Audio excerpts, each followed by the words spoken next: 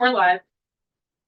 This is the Senate Education Committee on May 1st, 2006. We are, by the way, just for the committee's sake, before we get into anything, talked yesterday about meeting on Monday. It sounded like 8 to 10 was the possibility. If we do it, it's up to the committee, then it would be to focus on the tech bill, and we have a few witnesses lined up, so we can do those remotely and make some progress on Monday morning. That's what's Truly using the technology. yeah, we're using, yes. I won't be here. Okay, but I don't have any time. Okay. Do you want to be? Want to spend? Well, we have. I can. Yeah, we don't think so. Okay, then we can. Okay. We are going to try to quickly go through changes to the miscellaneous ed bill, then changes, possibly vote on chronic absenteeism bill. And why don't we start with the walkthrough of miscellaneous ed bill? Oh, okay. And absolutely, okay. So why don't we do the walkthrough first, just to get us get our heads into it. Kind of busy floor.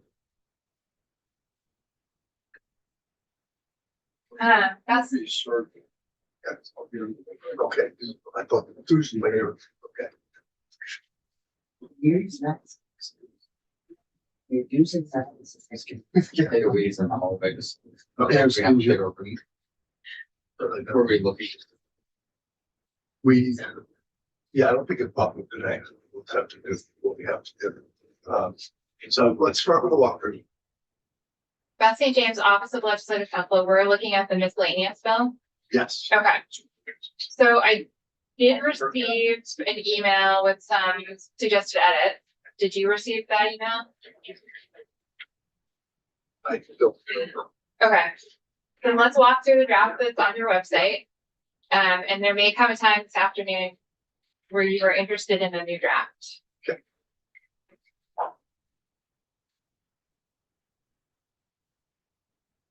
I'm just signing in soon. Yep.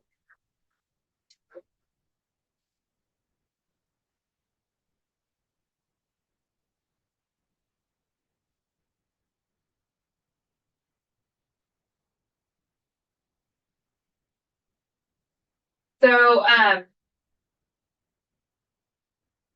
I have two options for you. Oh, it looks like we only have the strike all amendment posted. Is that what you'd like to work with? Yes. Okay. So we had been working with a instances of amendment to H 931, the miscellaneous bill. But the more you started adding, the less sense it made to do instances, because sections 3 through 12 of the House passed version were actually deleted sections. So it didn't make much sense to have sections 3 through 12 deleted and then start going into the 20s. So we're doing a strike all, which keeps it a lot cleaner. So this draft is 1.1 of your strike all, but it's the same changes as the last instances that we looked at. And I've put a key at the top of the page for highlighting. So green is language that the House passed and you have made no changes to, and yellow is new from you, whether that's brand new languages or changes you made to the House language. So section 1 came over from the House, and you have made no changes to it. This is the exception to the moratorium on approved independent schools for when a therapeutic approved independent school has a change of ownership. It excludes such a situation from the moratorium and allows the application to be processed as normal. Section 2, I'm on page 2, line 12, also came over from the House. This is Vermont joining the Interstate Compact for Education. If you can remember, Vermont was a member up until the early to mid 90s, and then we withdrew from the compact. This is us rejoining. I believe we are one of 2 states who currently are not members. And we have been sporadically, although closer to consistently sending commissioners and paying dues the entire time we were not a member. So process question, as we go through this, are we gonna? Yeah, I was thinking almost that if we don't say anything, we'll say yay. Okay, So section 1. section 1, personally, I would move to strike the entire moratorium on independent schools. I think the whole moratorium is ill advised, but that, voted.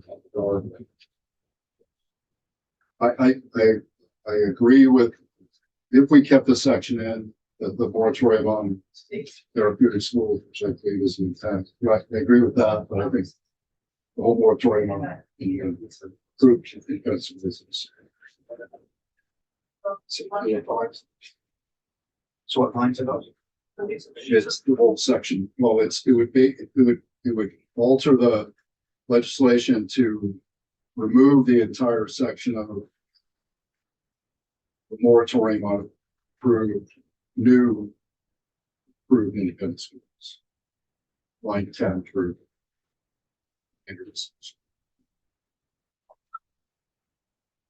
I've said that before. Yeah. Now that we're at the kind of voting point.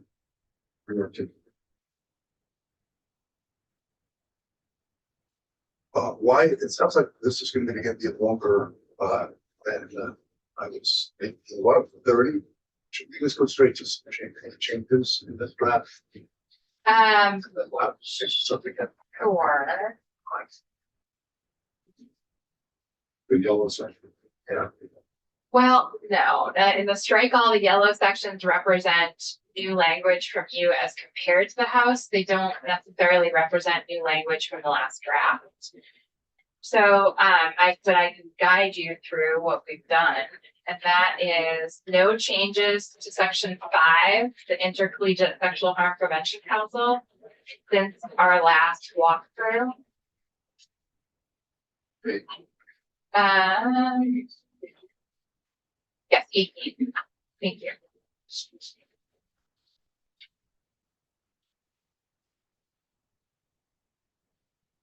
So there have been no changes to the language. The language in section 6, starting on page 23, there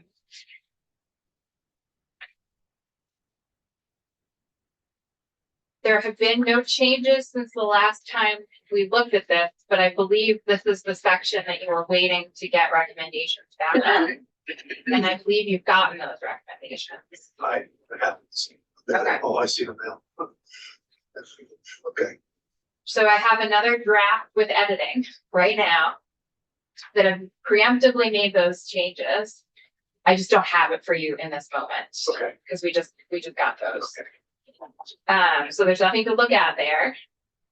But I did add the energy performance contracting language on page 27. So that would be a new section 8. And my understanding is that was just adding to subdivision A1, the definition of cost saving measure, the term addition. Yes. Okay. And then that's the only new language for this particular draft. Yes. Process question. Can we do a straw poll on the mediator section? We did it kind of haphazardly yesterday. I just want to kind of formalize whether we include or exclude. I think that would be appropriate. That one sentence that you were talking about. Correct. The one that you emailed. Correct. The one that we had tested for yesterday. I think that would be appropriate, just to kind of keep all this fair on top of the table, everybody here, full transparency. I thought what we talked about yesterday was the same as you're talking about this language. Yeah, is it in here? And I don't know. I just want to know what language we're straw polling. Well, we're straw polling on the, yes. The fact is, it's not in here now. We talked about it yesterday. Anyway, you understand what, Yeah. I just want to. See if it's gonna go in or not. Correct. I'm for it being in. I would be supportive of striking the words with or without amendment and having it be on an issue by issue basis. This is happening now. I think putting in with or without amendment defeats the purpose of having that, but well, so. It's trying. I'd be okay. You want, I would be okay as long as it's issue by issue. I mean, I also think it's something that. You know, considering it's. Health insurance and negotiating, it's gonna have. probably something that needs to, something that. I do click. Okay. I'm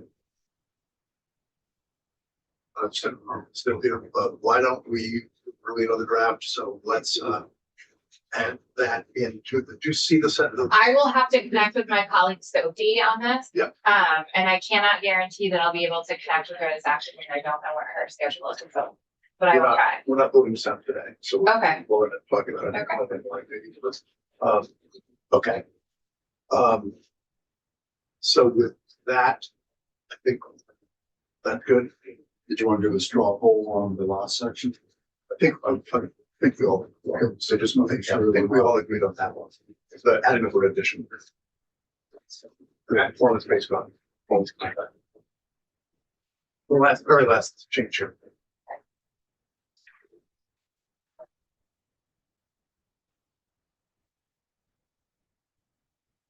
Yeah, I have no.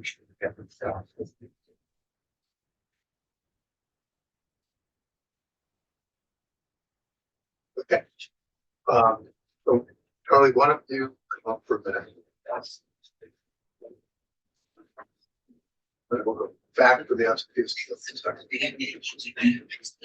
Well, we're still on 9:31. No. Oh, yes, I'm sorry. Yes, it was Charlie. Jill, you're welcome Yes. to. Is that okay, Charlie? Yeah. Okay, we'll do a little like musical chairs So situation. everybody should pull up the language that we got for this, right? Yes, it is posted on the website under today's date. I can also share my screen if that's helpful. If you would, I think, I mean, I don't have. So, absolutely.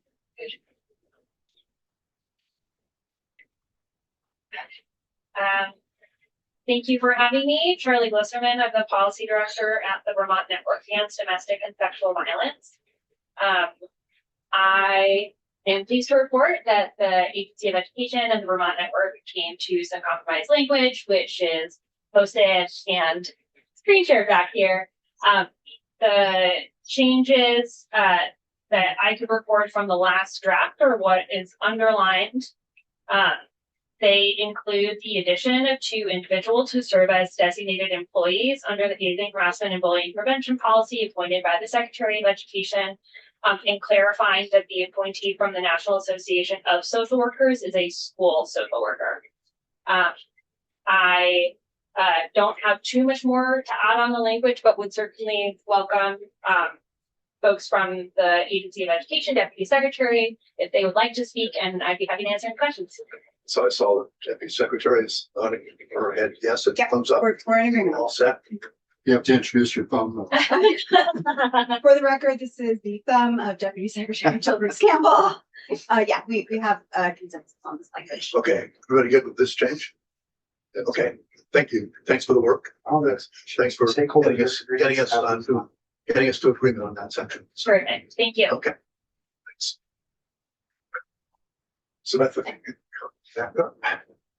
Yes, what bill are we gonna work on now? 9:30. Okay.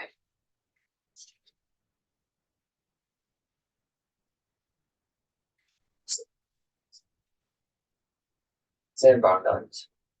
Are you intending to come back to 9:31? Yeah, well, we got people we asked to be witnesses to the floor, Got it, late, okay. so we wanna keep moving to.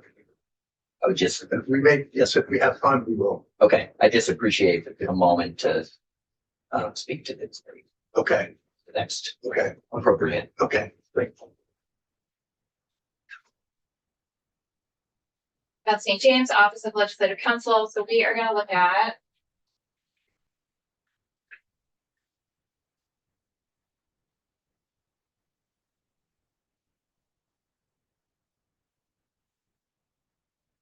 H 930 draft 3.1.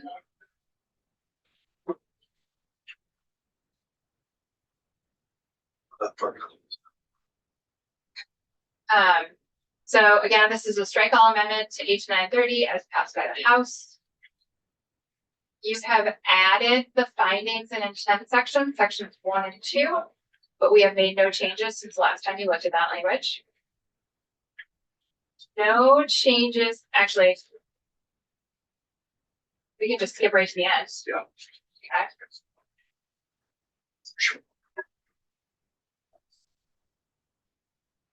So I've removed the hearings after enrollment section.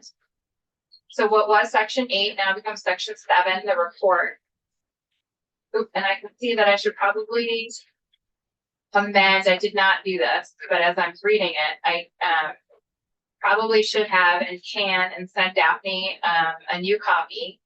The section heading should probably be amended to take out attendance requirements. It should probably just read home study program agency of education recommendations report to track what the changes you made to the substance of the section, which will now read on or before December 1st, 2026, AOE shall submit a written report to the House and Senate Committees on Education with recommendations for updates to Vermont's home study law program law.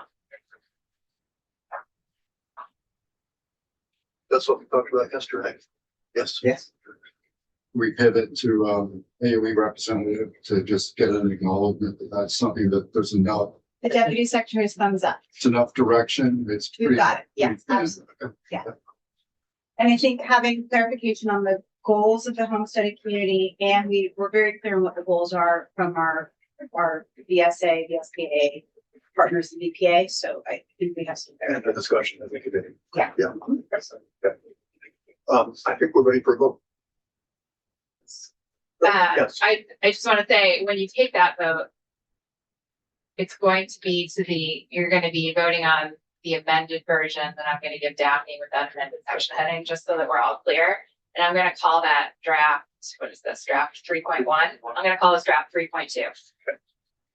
The motion would reference draft 3.2.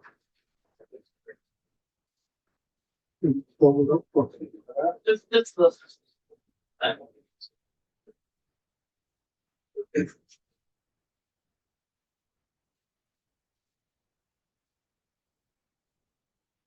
So we have that we're just yeah, actually, somebody has to make a motion for. I move that we vote out, draft 3.2 of page 930. As amended, 3.2, as amended. sure.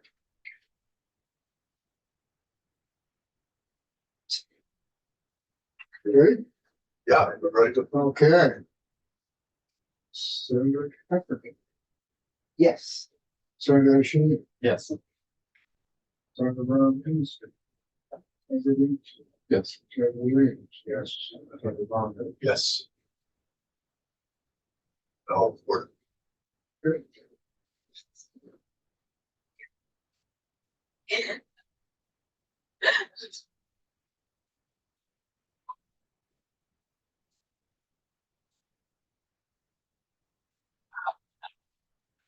Yes. Okay. So, next we have the deputy secretary, and his testimony with regard to page 955. Senator, I think that Zoe was informed that we were running a little bit late, and so Daphne, is that true? So we weren't gonna start till 2? I thought we were running behind, so I gave them a heads up. Oh, okay. Behind. Well, Oh, she just joined. She just joined? Just- Okay, okay. fantastic. We'll go.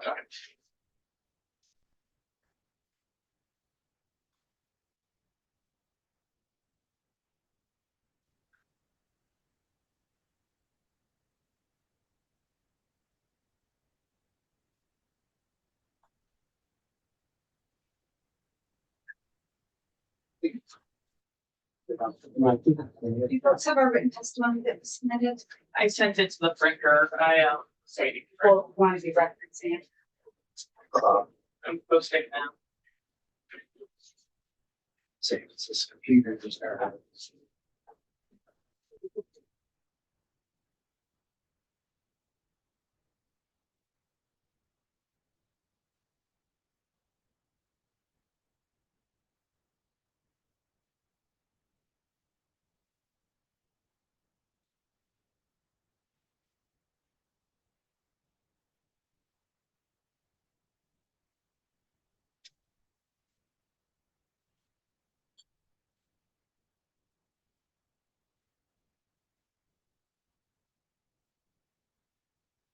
It's on the line now. Okay, Donnie, 650. 9:00. Oh. Bigger. The big Yes. We don't have them, so. You have to just say it. chair to quote Johnson, I think you're gonna need a bigger boat in this room the other next few weeks. I must see if they have it ready yet. Okay, so we're hanging on for just a second, see if we get hard copies. Can I'd like to take a moment and thank you all so much for the passage of that chronic absenteeism bill and the attendance support. I just was able to spend the morning up at University of Vermont. They did a community school symposium and they were talking about chronic absenteeism. And this bill was the foundational piece that we need to be able to move the work forward. So I will be really, really excited to come back to you in January and tell you all of the work that we're doing to address this issue, but this was really critical. So thank you so much. Like, we're planning the week. I think we all recognize how critical. Yeah, Thank you. It is.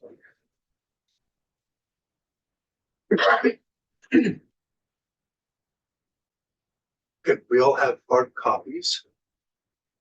And Janie, there's one seat here. There's one seat. There is, oh, we'll have to, I just- we'll have to musical chairs, I but know. as we go, but You have to give a briefing. yeah.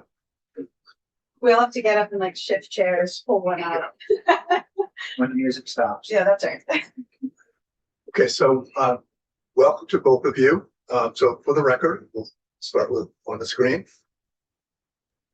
Hi, good afternoon. Thank you for having us. For the record, I'm Zoe Saunders, Secretary of Education. And for the record, Deputy Secretary of Education, Jill Fricks Campbell. Okay, so however you want to approach it is fine. Let's start. Great. I'll kick it off.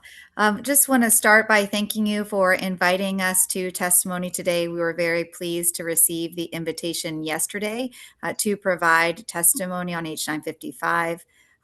We did provide testimony. It looks like you now have that as a printed copy. I want to provide you with an overview of what is included in that packet. It is a very robust review of the bill that you have been exploring. It builds upon input that we have previously shared with other committees and have published over the last several months as the House was developing the legislation. It goes into depth in providing the rationale for the agency's position and takes one step further and really articulating a shared path of how we can proceed in order to advance the goals of Act 73. So we want to start by acknowledging the complexity and the weight of the work and the deliberations underway in your committee. This is a real important time in Vermont's history where we have the opportunity to strengthen our public education system and really achieve the shared goals that we all hold of improving educational opportunities and outcomes for students.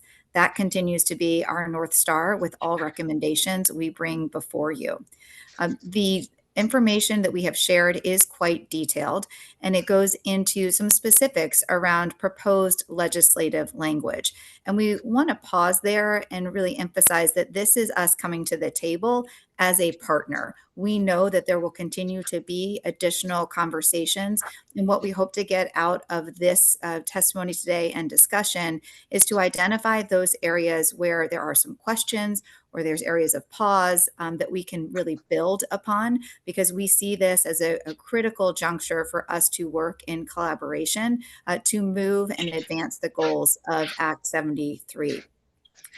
Our main points for today, we want to really share with you our critique of the CISA proposal.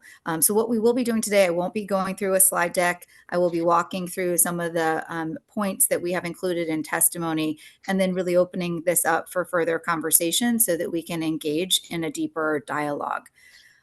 Regarding the main point that we want to share with you is we oppose the CISA model. We have shared that on the record before, but want to take an opportunity to really explain the reason and the rationale behind that input that we have provided. So with the CISAs, it represents another layer of bureaucracy. It represents another layer of cost.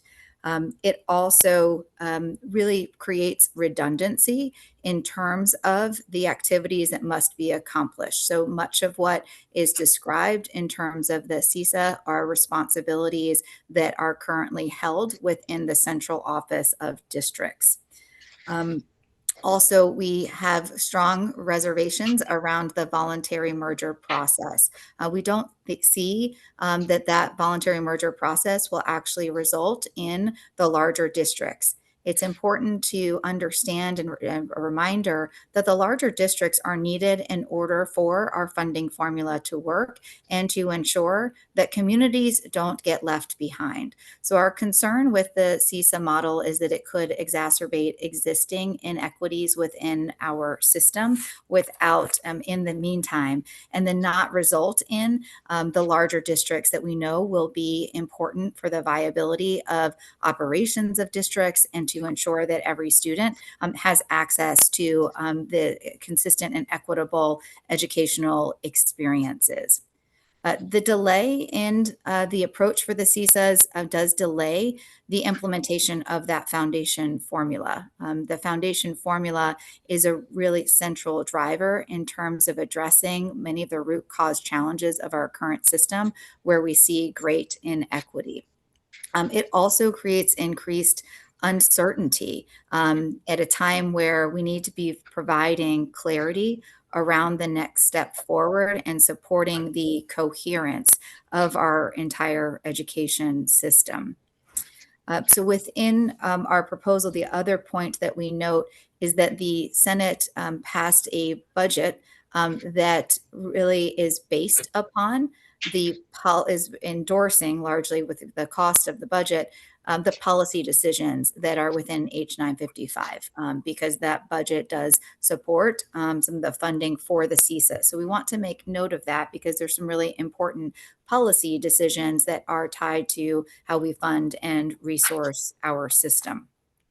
I want to also note that we have consistently identified the need and we support regional service delivery. So this is not an evaluation of regional service delivery. We believe that that has a role in the state of Vermont.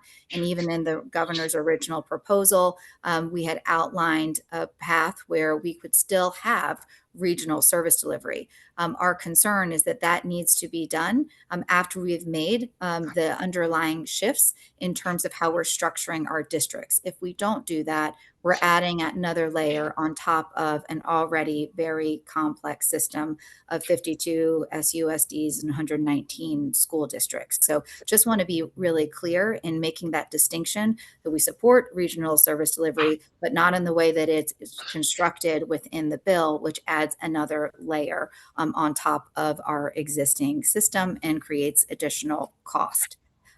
There's been a lot of discussion around in testimony in various committees around the potential cost savings for the CISA model. There's a specific report that continues to be cited for a campaign for Vermont. And I want to be really clear that that research is misapplied. The cost savings that is identified within that report is based on cost savings that will happen within larger districts. And it's really important that we're clear around the data and the modeling that we're using to make those decisions moving forward. So in addition, so we understand that this committee is contemplating CISA, so we want to be really clear in providing that feedback around our opposition around that path forward. But we want to recognize also what can we do in terms of moving forward. And we have identified 5 policy decisions that are really important in order to advance the goals of Act 73. So obviously maps are an important component of this and moving towards larger districts. We continue to recommend the movement towards supervisory districts as opposed to supervisory unions. I know that there's been a lot of testimony around the difference with those structures, and there's, from the superintendents, from business managers, from principals across the state.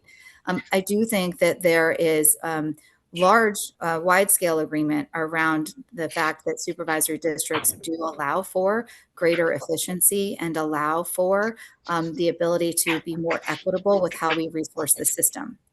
So we continue to recommend supervisory districts as the preferred option of governance. We also know that a lot of the conversation tied up into supervisory unions is rooted in questions around local control and local voice. So we want to name that and identify some specific policy choices that we think will help to really lift up the level of community engagement in very meaningful ways within the supervisory district structure. So within our recommendations, we have put forward a very pragmatic and practical school choice policy that we'd like an opportunity to build upon. Additionally, we would encourage the committee to think about the ability for a school advisory to really help in engaging the local community in decisions that are most impactful to the day-to-day educational experiences of students in the building. And within that process, a key lever is moving towards equity-based budgeting. There are several districts across the state of Vermont that have successfully implemented equity-based budgeting in ways that meaningfully engage the community. And we have built upon those practices in the policy recommendations that we are bringing forward to you today. So in terms of the main points before we open to discussion, just want to really clarify, our feedback around the CSAs, and then want to walk through some of the components of the school choice policy. I think that is really critical for us as we're contemplating the governance structure and thinking through a supervisory district. So we believe that school choice can be managed through policy as opposed to governance, which is why we continue to recommend a supervisory district. And we see that there's a way to do this in achieving the goals of many across our system. So the two goals that we have identified and articulated in our testimony. One, we want to enable students, so students who currently rely on independent schools or a variety of public schools. We want to make sure that those students can continue to attend those schools. And we think that can be managed effectively through an attendance policy and choice policy. We have also consistently talked about ensuring that there's consistent quality expectations in terms of outcomes when we're looking at the educational experience for our students. So what's put forward in the testimony are really two specific policies that can be enacted building upon existing practices that are already in place in supervisory districts across the state of Vermont. And that is designed to enact districts that actually represent the historical feeding patterns of our students. That's really important as we think about drawing those district lines, and requiring an attendance zone policy and an intra-district policy. So we have outlined those components of the choice policy along with specific legislative language, really as a point to be really clear and build upon the path forward. So I want to reinforce, we know this is a lot of pieces to unpack of this puzzle, but we actually think there's a really clear line and path for us to achieve these goals. And we welcome the opportunity to continue coming back in front of this committee next week and really going further into some of the details that we have put forward in the legislative language to make sure that we can be responsive to the questions that you have, and also come to a place where we can be practical and pragmatic around implementing a strategy that works for Vermont and advances the goals of Act 73. So I'm going to pause there and just see if you had a chance, to orient yourself to the testimony, see if there's specific pieces that you would like us to unpack further in the discussion today. I might have been trying to read it at the same time, went deeper into it, but the equity-based budgeting, I think EBB gets thrown around. I think I've been on boards, UVM, wherever, where this conversation was a live one. Is there a in addition to the foundation formula, is there a problem we're trying to solve with the notion of equity-based budgeting? The purpose of equity-based budgeting is to meaningfully engage communities in decisions around how resources are allocated. We do have legislative language that codifies the process whereby a school advisory committee would be involved in making decisions around a subset of the budget that is set aside for that particular school.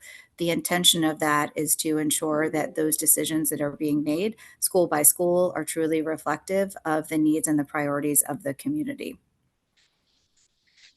Can you give like an example? Can I? Yep, go for it. So we, as Secretary Saunders referenced, we have at least 2 districts right now who do this fairly effectively, and particularly. Mr. Chair, if I could, I don't know what equity-based budgeting is. Yeah. It would be helpful to take just a few minutes. Yeah, exactly. And so under the foundation formula, you know, you have every student in Vermont equals a certain weight, right? And then based on the student's demographics and other characteristics, maybe they're residing in a sparse area, maybe they are from a historically marginalized community, including economic disadvantage, English language learner, they would have an additional weight, right? So with the equity-based budget modeling, there's a recognition that you want to ensure that the schools are able to identify the needs for their student population and that there is a transparent and equitable, fair way to distribute those funds so that those student needs are being met. So one example is in Burlington. And my understanding of that process from having meetings with them is that they have their overall budget. And then within that, they have a couple of different ways that they do this. So one is they do have a certain amount of proportionality, which has really clear parallels with, say, how some of our federal title funds get distributed, right? It's proportional to economic disadvantage, ensuring that the dollars that are generated by the student are being driven to that school community to meet their needs. So they have a transparent policy around proportionality, right? And then in addition, to ensure what Secretary Saunders was referencing, this real like local engagement and voice, they also have a portion of those funds, and I don't want to get the percent wrong, but I feel like it's something like 10%. And I would encourage you to meet the superintendent about this, where schools are actually, I think they sort of call them innovation money, right? Where the schools working with their local community are able to identify maybe some projects or innovation or programs that they would like to run based on the needs of that community. And they're co-developed with families, students, educators, and it's sort of they have a much higher degree of discretion over those dollars. And then they have a cycle of evaluation, I think, every 2 to 3 years to see if that program is actually yielding the results they want. Do they want to revise it? So that's an example. And what we're identifying is that we think it's important that as we move to a foundation formula and larger districts, that you actually have codified in statute some requirements around that process. And so that would be our suggestion. It's not that every district has to do it the same, but that they have to have a transparent policy that has authentic engagement with their school communities and help getting this. Does that answer your question? Yeah. It's my question, actually. So I just want to make sure, let me try to repeat back, because I think you already understand the concept. This is a new concept. I think the term gets used a lot and we define, some people don't call it equity-based budgeting. Okay, so hypothetically, notionally 10% would be held, the district could pull back 10% to be redistributed at with their priorities as they see fit. Is that kind of, so it's, how would it affect the foundation formula if you have English language, et cetera, you have all the weights, special education stacked on top. This is 10% of the total removed to the side to be used by at the principal level, superintendent level. It could theoretically, and actually, I'm just recognizing this. Jamie, you have some version of this in your own district, right? Where your school communities are able to sort of identify their needs. I was hearing from your white river folks. So would you care to speak to it? Give some. Yeah, go ahead. Yeah. So for the record, Sorry, Jamie, I literally was meeting with my team on this morning. I was like, we have a specific example, right? No, I know. That's payback for having a seat. Better use- For the record, Jamie Canary, Superintendent of Schools, White River Valley Supervisory Union. And yes, so I think what the Deputy Secretary is talking about in regards to how we do our community schoolwork. In regards to our distributed leadership teams, is I think probably what they were referencing. Which we are, how we work to distribute leadership at the building level, principals, teachers, support staff, parents can engage in regards to what their priorities are in alignment with our strategic plan or need of the school. And then that is incorporated into our budgeting process. So it's not a straight formula based on like number of kids you get X%. It's actually based on some needs that are elevated by the local school community. Absolutely. And that drive, it's zero-based budgeting, right? Okay. In regards to how we go. So I think the answer is there's no one way to do this, but what we're identifying is that under a foundation formula, and you're right, it's just you get your block amount to the district based on the number and characteristics of those students and some other things like geographic sparsity, small schools, that kind of thing. That is your chunk of change, $100 million, whatever that may be. But then within that, having a very clear and transparent policy by which those funds are going to be distributed such that they are reflective of the needs of your different communities and have real opportunity for local engagement and voice. Our contention here is that this is actually a more authentically engaged process than what we may do in our budget development today, where we maybe have 12% of local voters voting on how we pay on the budget. Yeah. And also this is a shift in how we think about local control. So currently within our practices, it's around getting approval around the budget amount. And what we know is happening is that's resulting in great inequity across the state, meaning that we have great variability in terms of per pupil spending, depending on what district approves and how they approve their budget. So it's a shift in thinking where we as a state have identified the amount of funding we know will be able to provide an exceptional education. And then it's allowing within the districts that local control, spending the time focused on how to spend those dollars in ways that are going to be most impactful. And what we continue to hear from communities, because this is a different process, is a real question and call to understand the ways in which community members will be meaningfully engaged. And so we have really canvassed across the state to look at districts of these compelling practices that we know really do generate meaningful input. And as the Deputy Secretary indicated, there are multiple ways to structure this. We would want to put forward a specific framework for that to occur while allowing for the flexibility of districts to manage that in ways that are going to be most impactful to their communities and give transparency to how those dollars are spent in ways to generate opportunities for their students school by school. Thank you. And so one could say that offers some budget transparency, even if you're not voting Yes. on your school budget. And Correct. engagement, authentic engagement. Thank you. Yes, absolutely.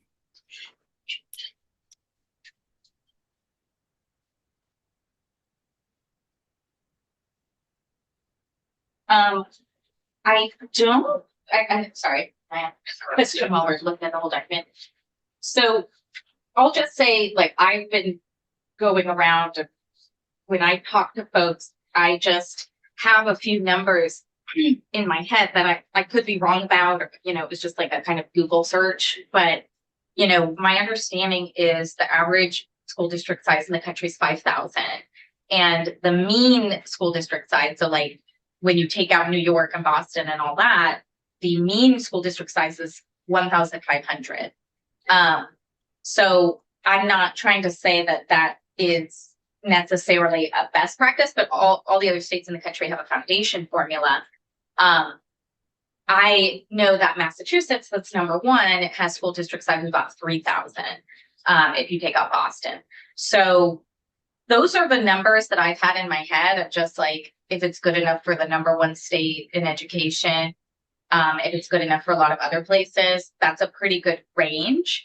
And once you get bigger than that, you get just a geography that wouldn't be the best practice in the country. I think the geography and the square mileage becomes a really big question. And so most school districts in the country are not more than something like, I don't want to get the number wrong, but like between 400 and 500 square mile at the higher range. So I just don't know why we keep coming back to the 4,000 to 8,000 number again. Zoe, do you want to speak to that?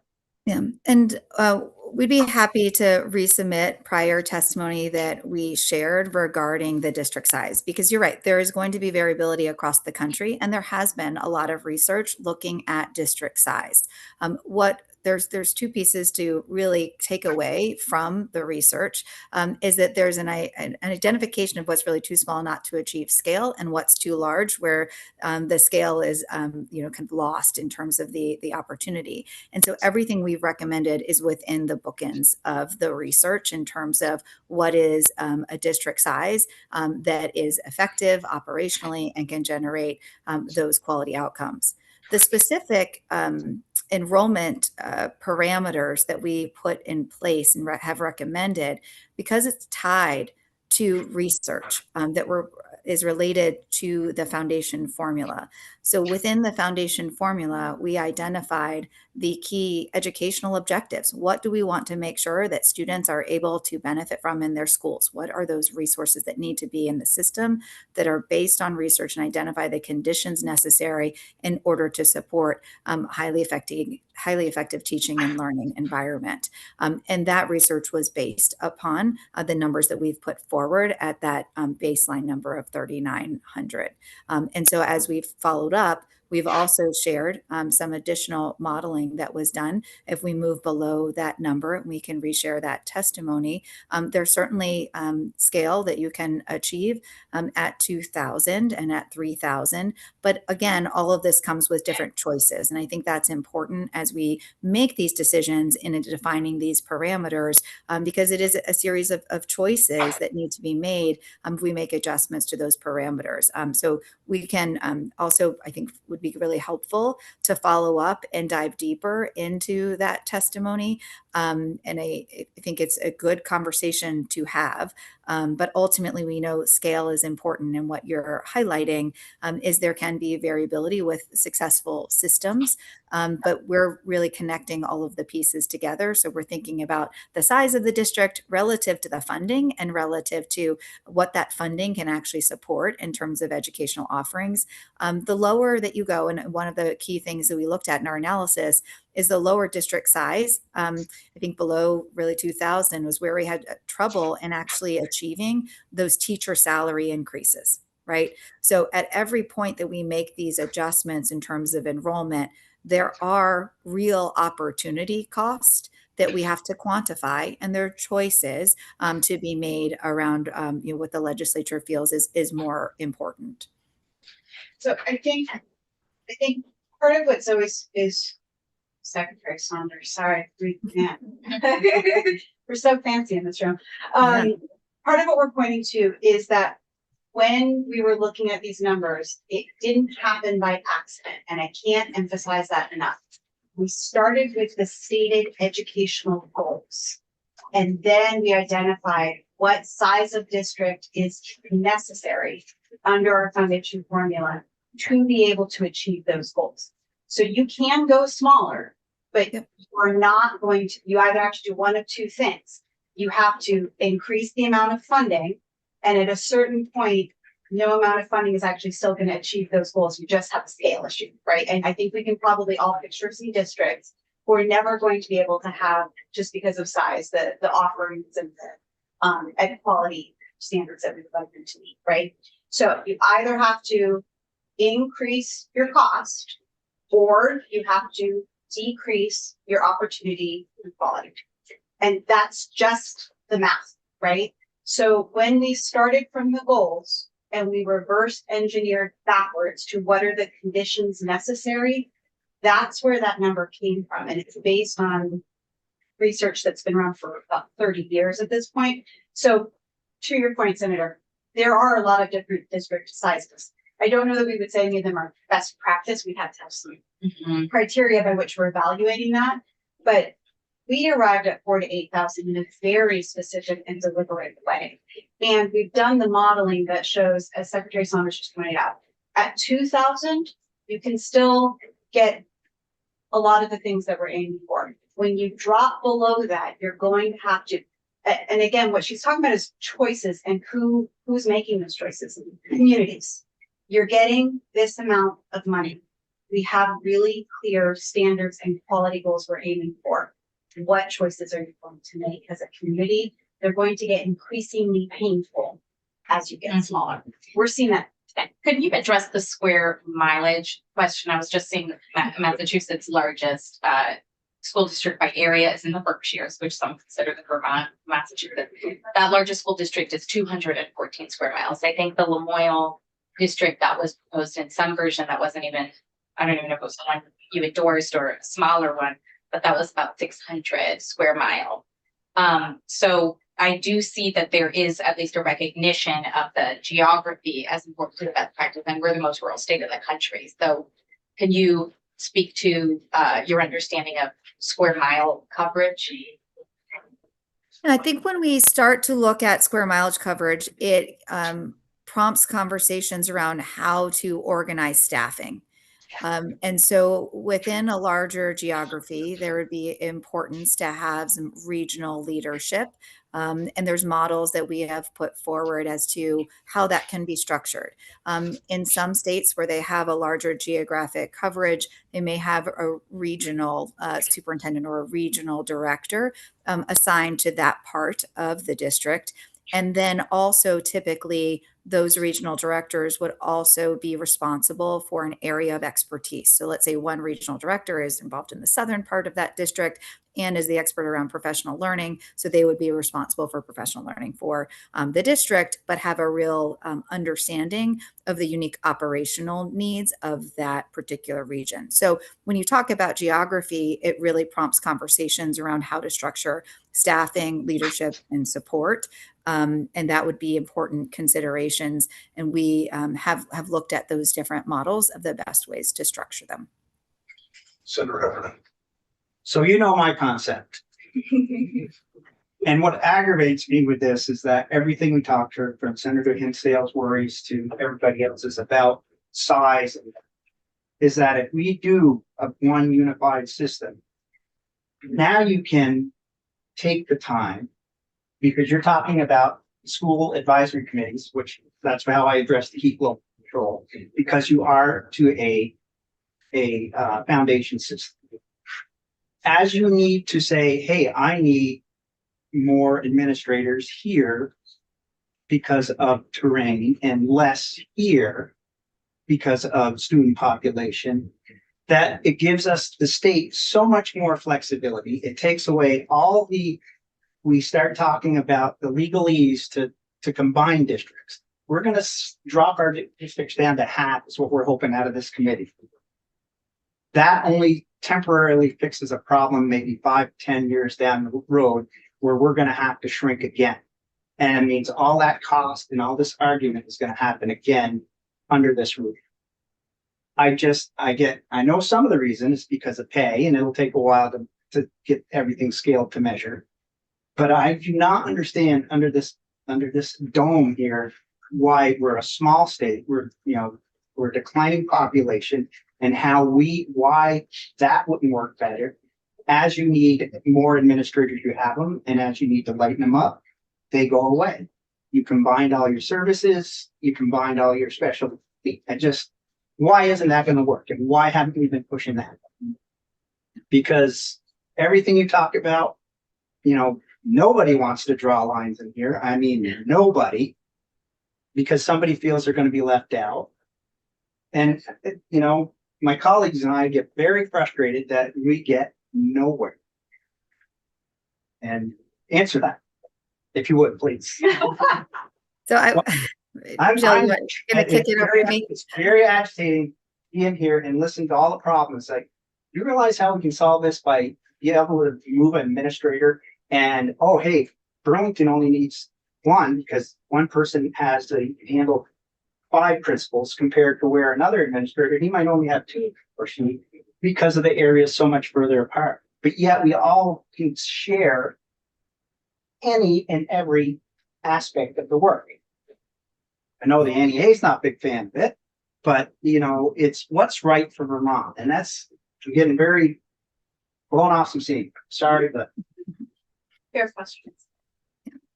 I would say, you know, the recommendations that we're putting forward are consistent with the parameters established in Act 73. You know, it's fair to point out that there are districts across the country that are larger than the entire population, student population in Vermont. That is true.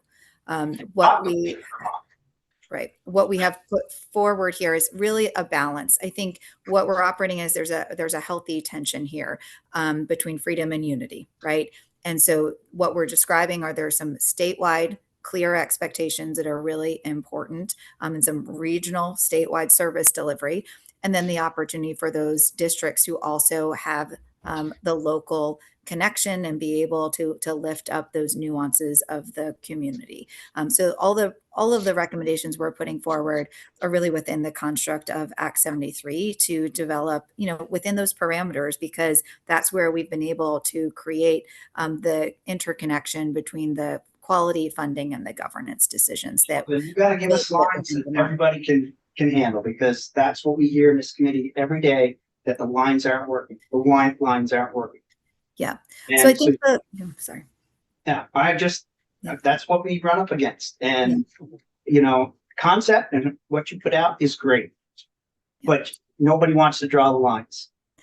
Yeah. So I think we agree, like lines are really challenging to draw, right? This is representing a fundamental shift in how we deliver education in the state of Vermont. We have put forward 2 maps within the testimony. These are maps that we have previously circulated, and they build off of prior work. One is building off of some of the initial framing of the redistricting task force to move towards districts that are organized around regional high schools. The second map is building off of the House proposal, which has expanded those boundaries to better encapsulate the current feeding patterns for schools. We think that, you know, as this work has evolved, that the House version 4 plan is more in keeping with all of the goals that we have set forth and better organizes to account for those traditional feeding patterns of where students actually go to school. So as we've gone through this process and we've listened to feedback, that's a map that we believe is a really a one to look at and to examine and to take seriously. But we recognize that there are going to be some community nuances and that it is late in the legislative session. So the other proposal that we've brought forward today in testimony is to have a time period of a year after these districts are drawn to, on a case-by-case basis, evaluate if there need to be any changes to which SUSDs are part of this larger district. And we would need to be really clear around the parameters for that to ensure that we have that the funding would work, that we have an equitable tax base, that it's, you know, diversity in terms of the student demographics and all of the parameters that we have outlined. But we recognize that there may need to be, right, some adjustments to that.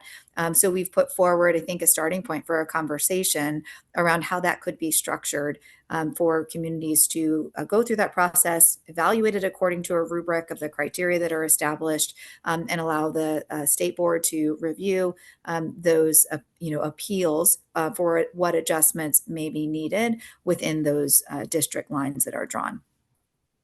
And so Senator Heffernan, responding to your sense of frustration, our role at this point, as it always is as the Agency of Education, is to support the implementation of the laws that you pass. So you all passed Act 73 with some very clear, well-founded parameters around districts. And what we're trying, and then there's been sort of a stall out, right, of how to actually finish the work that you started. And so our goal here today is to show you that there's actually, once you have those parameters, there's only so many ways to slice the pie. And so we're bringing forward to you 2 ways to slice this pie.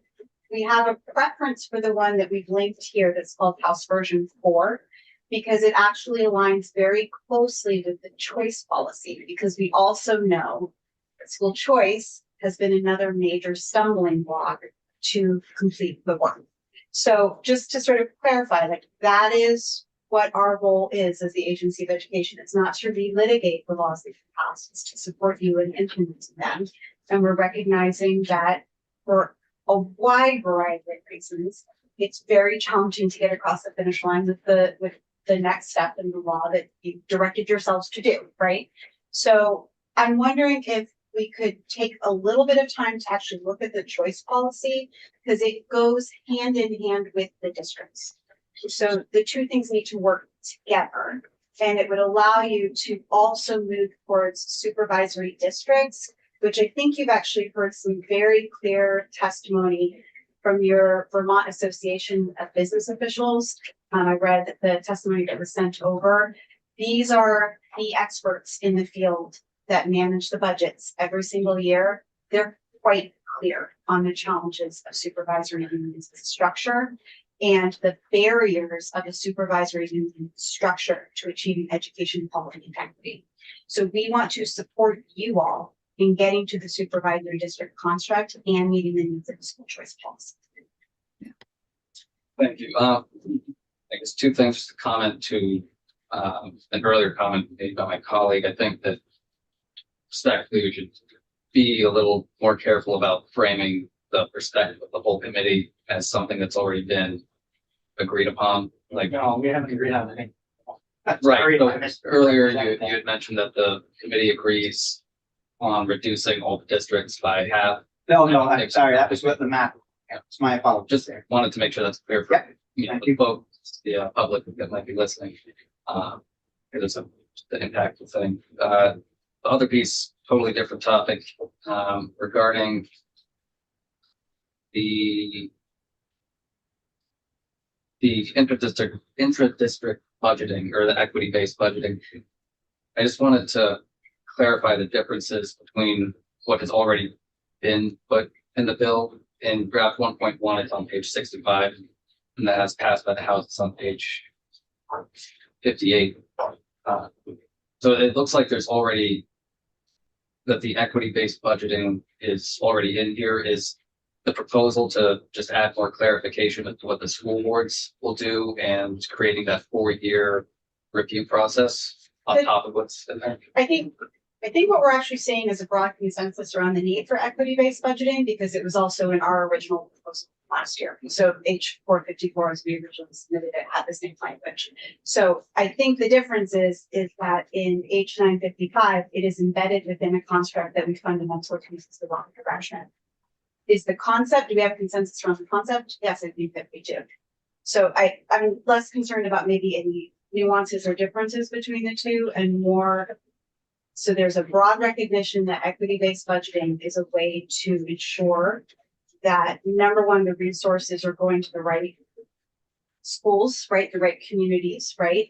And then the second is that it's an opportunity to increase local engagement. So we could look at some of the differences, but I think fundamentally it's embedded in policy that we think is heading in the wrong direction.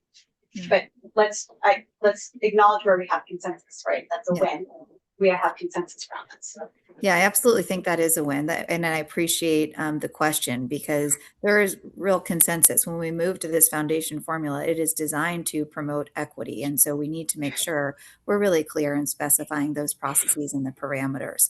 I think another distinction of what we're suggesting is that there be an explicit role for school advisory committees in that process, and allowing for the input and the voice at that level of the school to really be involved. Right now, a lot of that is being put forward at a board level. And so what we're saying within larger districts, we wanted to make explicit that there's this particular structure, this particular forum and opportunity for parents and community partners and students to be involved with the budget decision-making for a portion of the budget that's allocated to their school. So I think that's just another piece of this as we're thinking about how to operationalize it and what needs to be in place in order to truly facilitate that level of engagement on the ground for each school.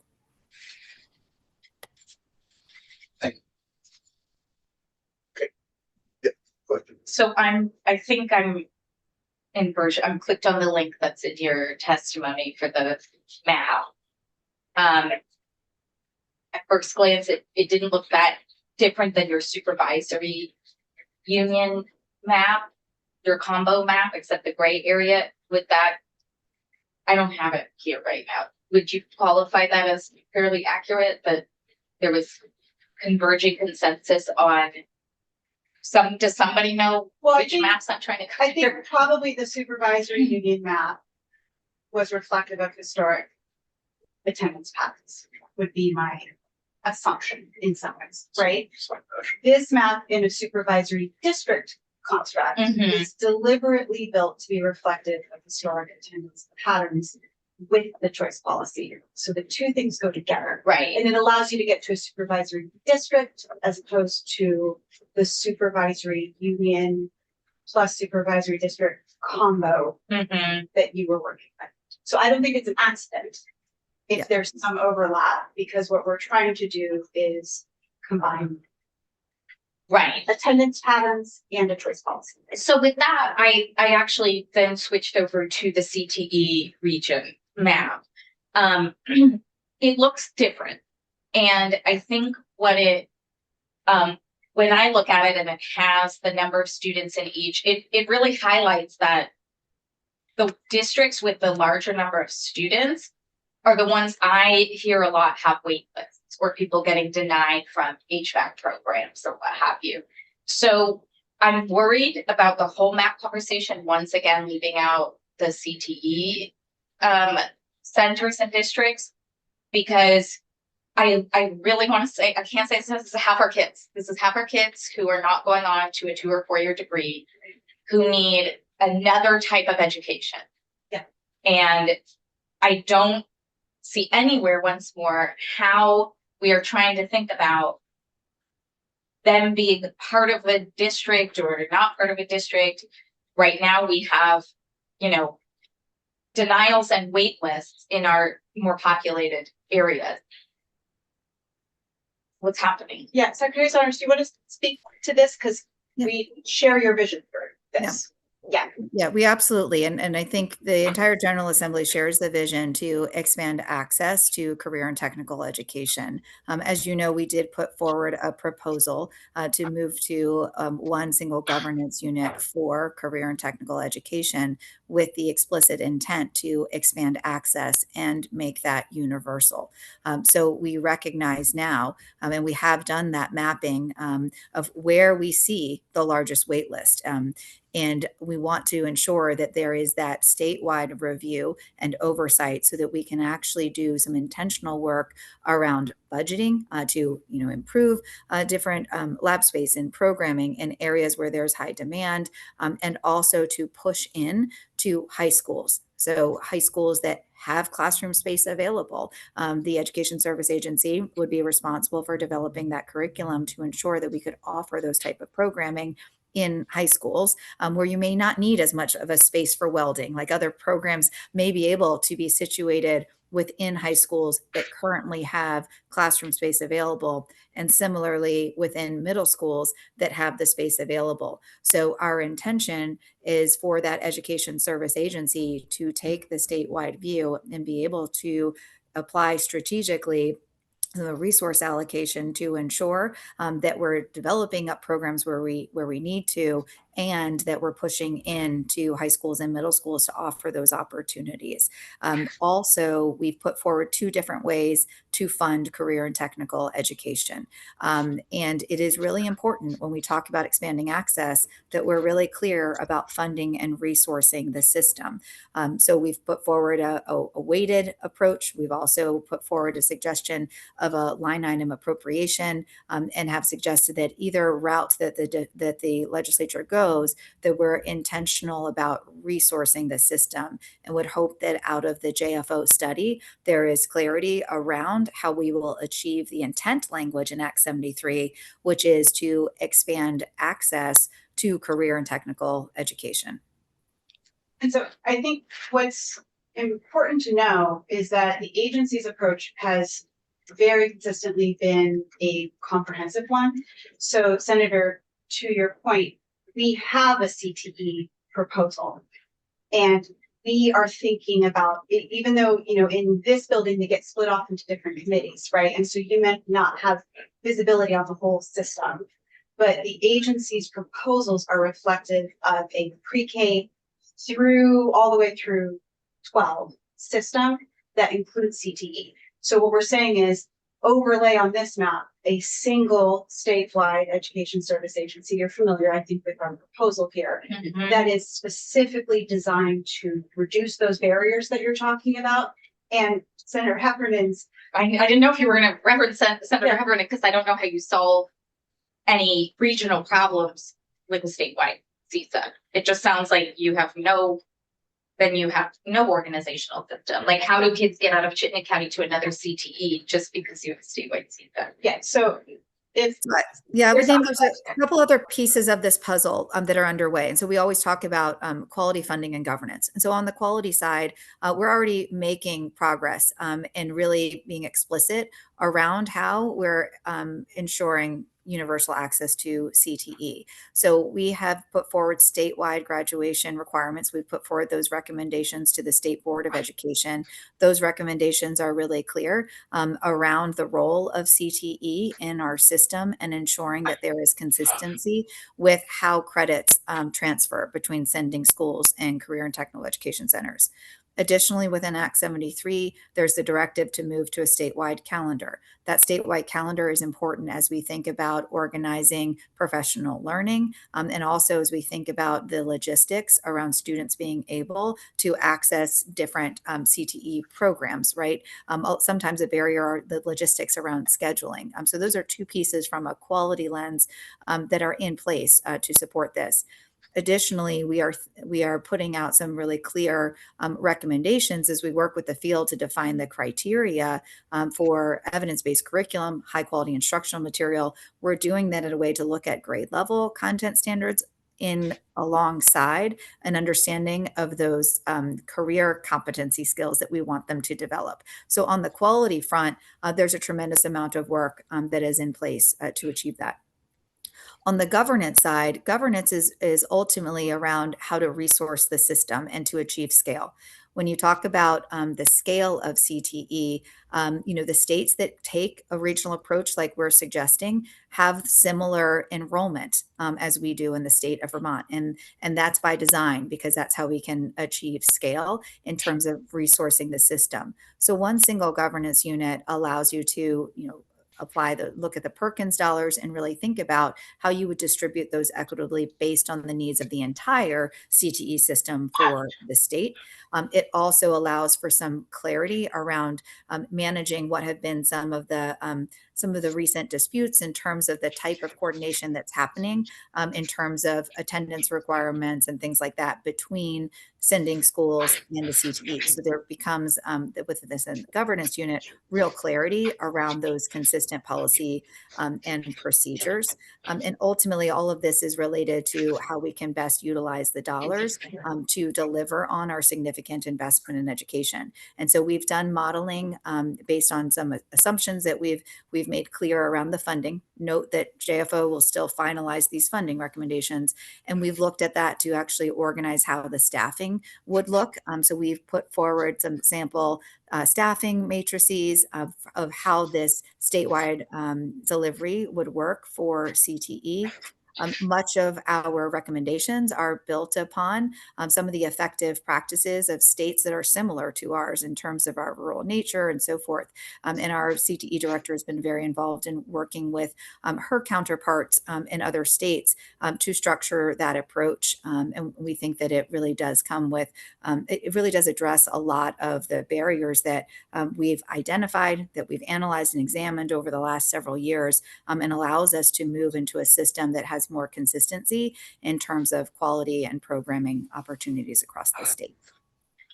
Chair Bondridge, I'm wondering, I know we don't have unlimited amount of time. What are some questions or areas that you would all like? Do you have anything more you wanted to say? I think I would encourage folks and we would be happy to come back in and dive in more around the choice policy. I think it's really important that folks understand this. We've been listening to the conversations in this committee and in House Education Committee. We understand that this is a critical barrier. We have a very practical solution to this. Why don't you talk about that?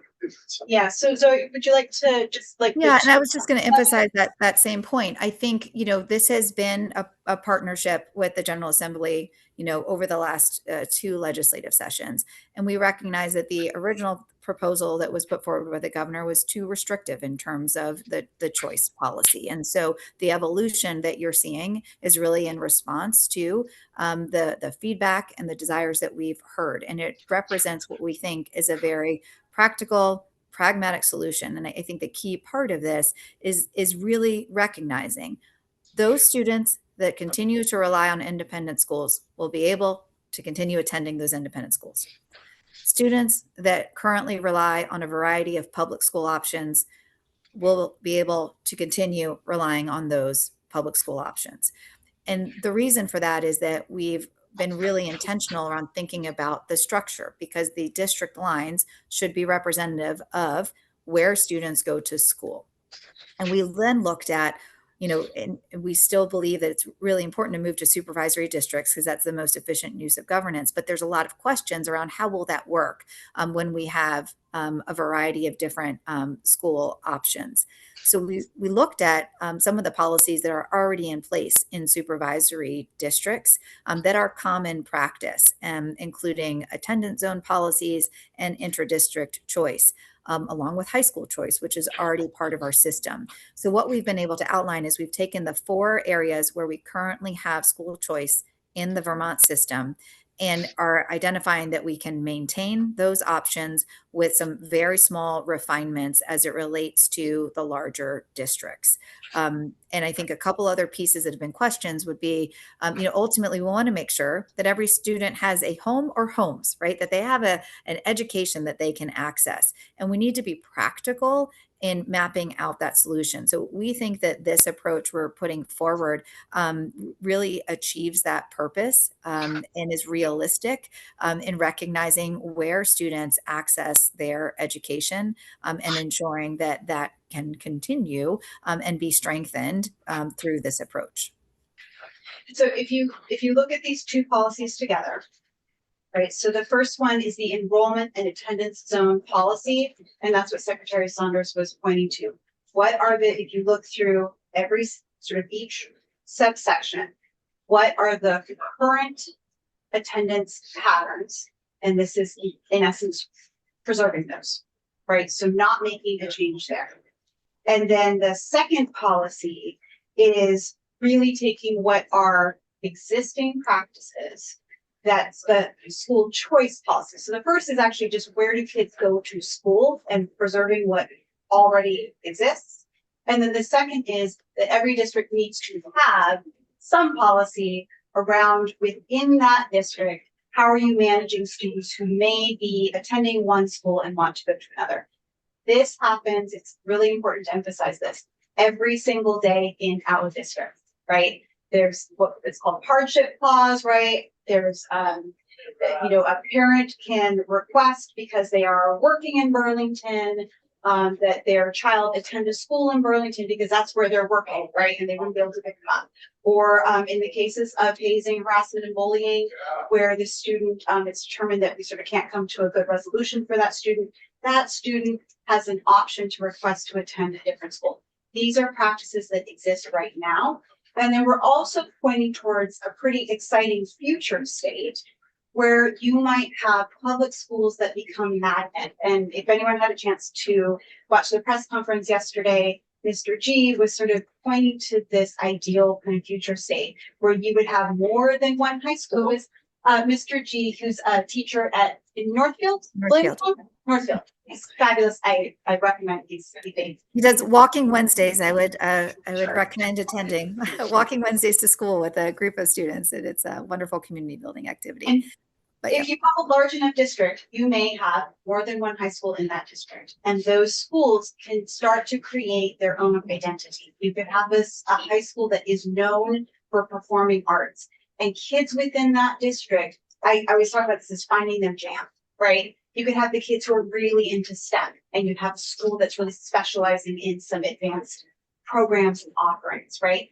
that is addressed in the school choice policy, right? And, we're always kind of cautioning, what do we mean by school choice? The first policy is attendance. Where do kids go to school? The second is choice. And so when you layer those two on, you're really covering the universe of what we need to establish. And then you have districts of sufficient size and organization that align with this policy. And that's what we mean when we say you don't have to solve school choice, I'm air quoting it, through complex governance structures. You can actually solve it through policy with appropriate leaders on. And I want to acknowledge that this has been a real sticking point, right, in the conversation, and it can often be a very polarizing point. I think what we're bringing forward here is in recognition of the realities on the ground and the reality that we want students to have exciting options and opportunities, and that they can take advantage of programs that are really exciting for their learning. So all of that is mapped out in the proposal that we think is really practical, very much reflective of current practices that work, and puts really specific parameters on how we can help to preserve choice, and also to strengthen the overall quality of the district, right? As kind of one unit when we move into a single governance entity. And when we talk about choice, we're also talking about options, right? So in this future state, you can have schools that are offering multiple programs. So they may not even be a separate school, but they may be a separate magnet program within the school. And we want students to take advantage of those opportunities, just like we want them to take advantage of CTE pathways. All of this is part of our larger effort to really deepen the learning experiences that students can access in ways that are aligned to their passion, to their interest, and that set them up for success after high school. We did put a lot of detail in this policy, and we did that intentionally because we've been listening to what are the questions, the what if, and how would we manage X, Y, and Z. And so our attempt in this testimony is really to respond to all of those questions.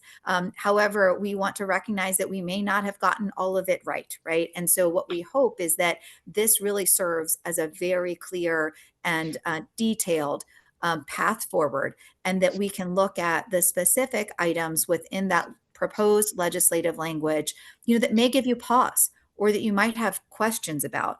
We really want to center those future conversations around those particular areas because we want to be a partner with this committee in identifying solutions that are going to work, that are going to be feasible, that are going to strengthen our entire education system and reflect the realities around how we deliver education in Vermont. We want it to be practical as well.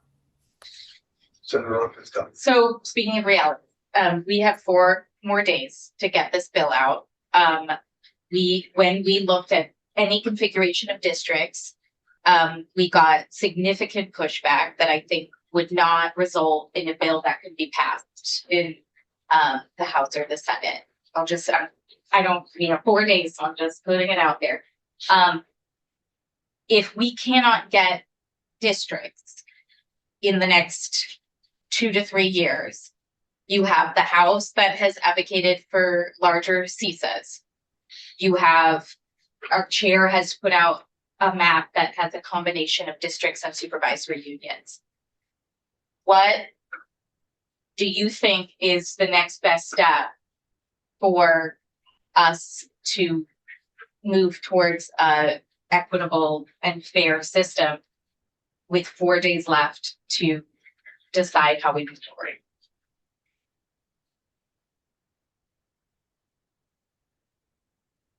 I think I want to acknowledge, I understand that this is a really challenging decision within the committee and the legislature, and it comes with great complexity.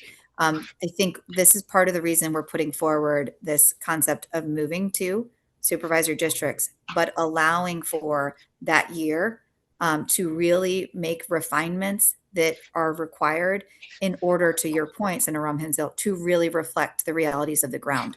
There may be nuances that cannot be picked up right in the next, even if you had more than a couple weeks in the next month, but that really could be fleshed out over the next year within communities. We would need to be clear on the parameters, because I want to really remind us of the connection between the districts and the funding. So having clarity around moving forward with the districts is important to inform the study that JFO is completing. And so what we've been able to share is that there are choices that can be made around moving to smaller districts than were put forward in the initial parameters of Act 73. We would want to make sure we're articulating what those opportunity costs are along the way. So what we would advise and what we think is really helpful is looking at this district and proposal and thinking about how would a refinement process over the next year help to support the concerns I think that you're raising, is that there hasn't been as much time within these committees to engage around the specific lines. And I would argue a lot of that work would actually have to happen in communities and in conversations with communities, not just in committee with the legislature. So that's part of what we're bringing forward today as a little bit of a difference in what was shared earlier, is recognizing that there may need to be some adjustments. No lines are perfect, that there would be a process and case by case to review where there may need to be some shifts. I often would also note that some of the criticism around districts is disconnected to funding. So I think once we really connect the district decisions to funding, it is a different conversation, because it ends up being about opportunities for kids. And that's why we keep coming back to that connection. So we would be really interested in exploring that path with you around what that 12-month period would look like in terms of refining the lines that are drawn. I think those lines, again, are important to the study. So any continued delay could potentially delay the results of the JFO study, and could, depending on how districts are configured, could add more cost to the system. So just something we need to be really mindful of. Senator Shane. Thank you. Am I probably misreading this, but am I picking up that there is from the AOE that there's more of a preference for what the Senate has been contemplating with its policy changes as opposed to what the House has been contemplating? What I'm referring to is this 2-year voluntary process of merging to provide more time to figure out what the future lines might look like with the SUs, which I know is different than what you were proposing with the school, the union districts, but is that what I'm gathering, or am I misreading this? You might be. Oh, all right. You might be projecting, Senator. Just trying to figure out. I'm trying to understand. I think we can appreciate that the committee is putting some. Because we have 4 days. So I can appreciate that the committee is putting around more guardrails on the process than the bill includes that was generated from the House, which is unlikely to produce larger districts, right? So I can appreciate that you're putting some time boundaries around this to ensuring that it can happen. I think we would welcome the opportunity to come back and think more concretely with you around how that would work. I mean, I think a lot of our questions come back to the delay in the transition to the funding and the impact on the overall cost and opportunity of the system. So I think it's really important that we keep very, very clear about this. You have directed the Joint Fiscal Office in consultation with the contractor to finalize the foundation formula. They can't do that if they don't understand what the districts are going to look like, because the foundation formula cost factor model relies on a description of the existing system. So they need to know, they can't model what your foundation formula should look like if they don't know the size of the districts. Your cost factor analysis model is a backwards looking description of 52 districts with 119 districts, or SUs and SDs with 119 districts under it. So they're not going to be able to complete the work if you don't make policy choices that they can build from. So these things are all hooked together. That's why we're always talking about this 3-legged stool, right? So we just have to sort of bear that in mind. It will mean that they won't be able to complete. I don't know how they will complete their work based on their model. Absent an understanding of what the districts. Yeah. How the districts. But I think, before we're able to conclude, I would love the opportunity to continue this conversation next week and be able to get into the details. As I mentioned at the top of the meeting, we really want to be a thought partner. We want to be at the table supporting you and responding to the feedback that you have and making this better so it's workable. I do want to just reiterate that our main critique of Age 955 is that the CISAs aren't workable. That's our main critique that I want to communicate for the reasons that we've already enumerated. And then we've identified some of these other, what we know to be some barriers that we want to work with you to overcome. Thank you. Please feel free to send us questions via email about things that you want to talk more about. Really love to come spend more time and have this like working time with you. And every time we come in, we can iterate and address your concerns and needs as we go. So we really do, as I said, our job is to support implementation of the bill that you passed, and we want to help you get across the finish line on this work. We understand. We understand the move in the building. We want help. We appreciate all that you're doing. Yeah.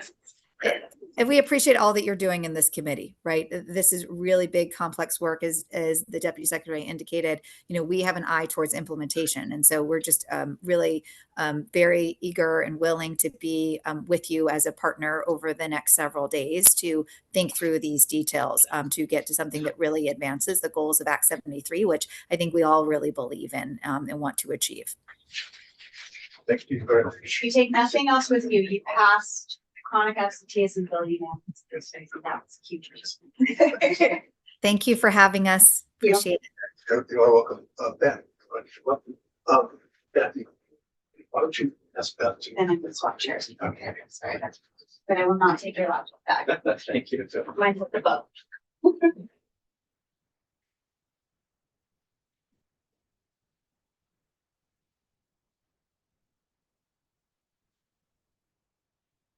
When Councilman James appears, she needs to see. She does. I will get up. Okay. In a few minutes. So yes, for the record. For the record, Ben Kinsley, Campaign for Vermont Prosperity. Have a fairly compressed time frame today, so I'll jump right in and pause for questions at the end. I wanted to revisit a couple data points that we had shared with the committee earlier in session, as I think they're kind of relevant to our approach to interpreting H 955 as it came over to you in the House. The first is that regression analysis of Vermont's education data indicates that only 4% of the variation in per pupil spending can be explained by the size of the school districts. So the scatter plot behind me is showing that distribution of school districts based on their size and their cost per student.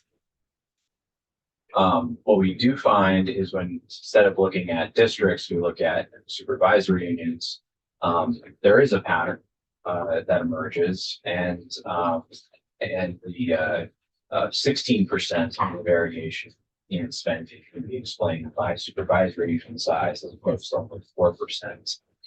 Based on district size. That makes Jamie happy. The third data point I want to review is, where Vermont's cost per student has been historically and some of the inflection points that we've seen in this data. I will note, this is NCES data, and everything to what would be the left of that vertical bar there is only once per decade, and everything to the right is annual, which is the way to get the data from NCES. And we can see from the green line here, which is Vermont, that there's accelerations in two places on a cost per student basis. There's one in the 1999 to 2000 school year, which would be the one following Act 60. And there's a second acceleration in the 2016-2017 school year, which would be the year that the Act 46 mergers got underway. The intervening decade between 2011, 2010, and 2016, 2017 actually saw fairly stable cost per student growth in line with what our peers saw. Part of the reason that we might be seeing that acceleration during Act 46 mergers, of course, merger incentives, but also something that the Grace Miller report found, which I know she spoke with you all earlier in the session as well, which is that there was basically no cost savings when you're looking at the year prior merger and the year post merger for all the districts that make governance changes during that 46 process. What one explanation for that is when you look at specific categories of spending, is that there were contract changes and salary level ups, as well as increases to support services that totaled about $1,500 per student. And a lot of that increase in cost is what wiped out the administrative cost savings from Act 46. So that brings me back to H 955 as we received it from the Senate. There are some good things that we like about it. Or sorry, we received it into the Senate. My apologies. First is it creates regional shared service providers aimed at achieving scale. This is something, it's a structure that give or take 40 other states have used to find efficiencies. So we like that direction. The approach also reflects a view that meaningful efficiencies may be more achievable at the supervisory union or service area level rather than through district consolidation alone. That's an opinion that we share. The bill also leverages, leaves mergers. These mergers is somewhat optional. As I kind of noted earlier, district size is not a consistent predictor of efficiency on a cost per student basis. So mergers themselves do not guarantee cost savings.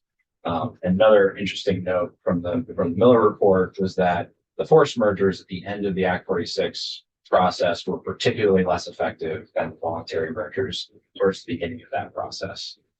So for those two reasons, we're not big fans of the forced merger component that may or may not be included in this bill as it heads to the floor. I think the other positive thing is that it does require formal analysis before any district unification proposal goes to voters. That study first approach gives districts and communities a chance to review educational, financial, and operational implications rather than moving straight into structural changes. It also adds safeguards for students with disabilities and the maintenance of effort requirements, which are important things to consider in regards to the foundation formula and the implementation of that. It also encourages regional thinking, but does not require regional thinking about middle school, high school, career and technical education access.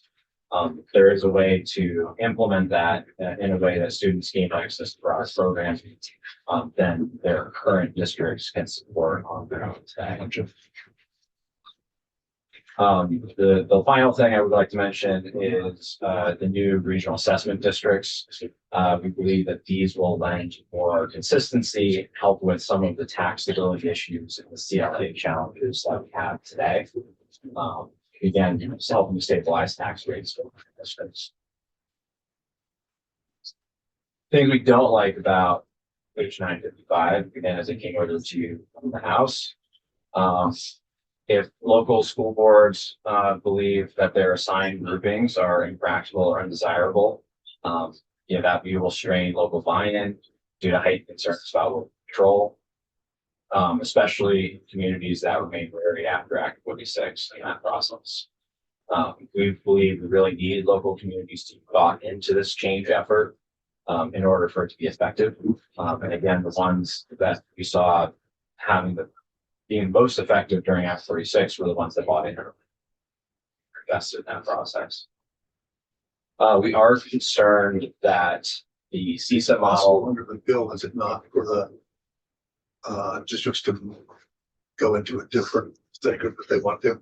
There is, but there's an assigned grouping out of the gate based off of the map. And so get into that. One of our most major concerns about the House version of the bill is that CISOs may be capped right out of the gate in terms of their ability to generate meaningful cost savings from shared services. Shared services, to really implement them fully, are going to take significant work, coordination between districts, supervisory unions, and CISOs. This bill throws all three right out of the gate into merger discussions that will distract from that mission of trying to achieve savings through shared services. So there's that tension. So we also say that if shared services are left as optional, the savings are going to be optional as well. OCs or CISOs are optional today, and adoption has been slow. We also believe that the compressed timeline for what is going to be a complicated governance review process is relatively short. Districts are going to be facing major differences in staffing contracts, transportation patterns, debt facilities, school configurations, and all of those factors may make it difficult to produce durable plans and meaningful public engagement on a schedule that has been provided.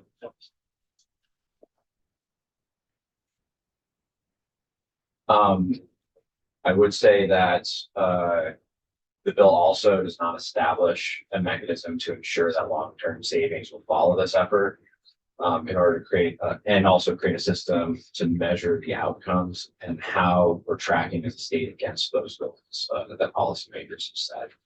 I have heard some positive things from the agency today in terms of having a strong set of criteria and goals and tracking against that. I think that is absolutely necessary.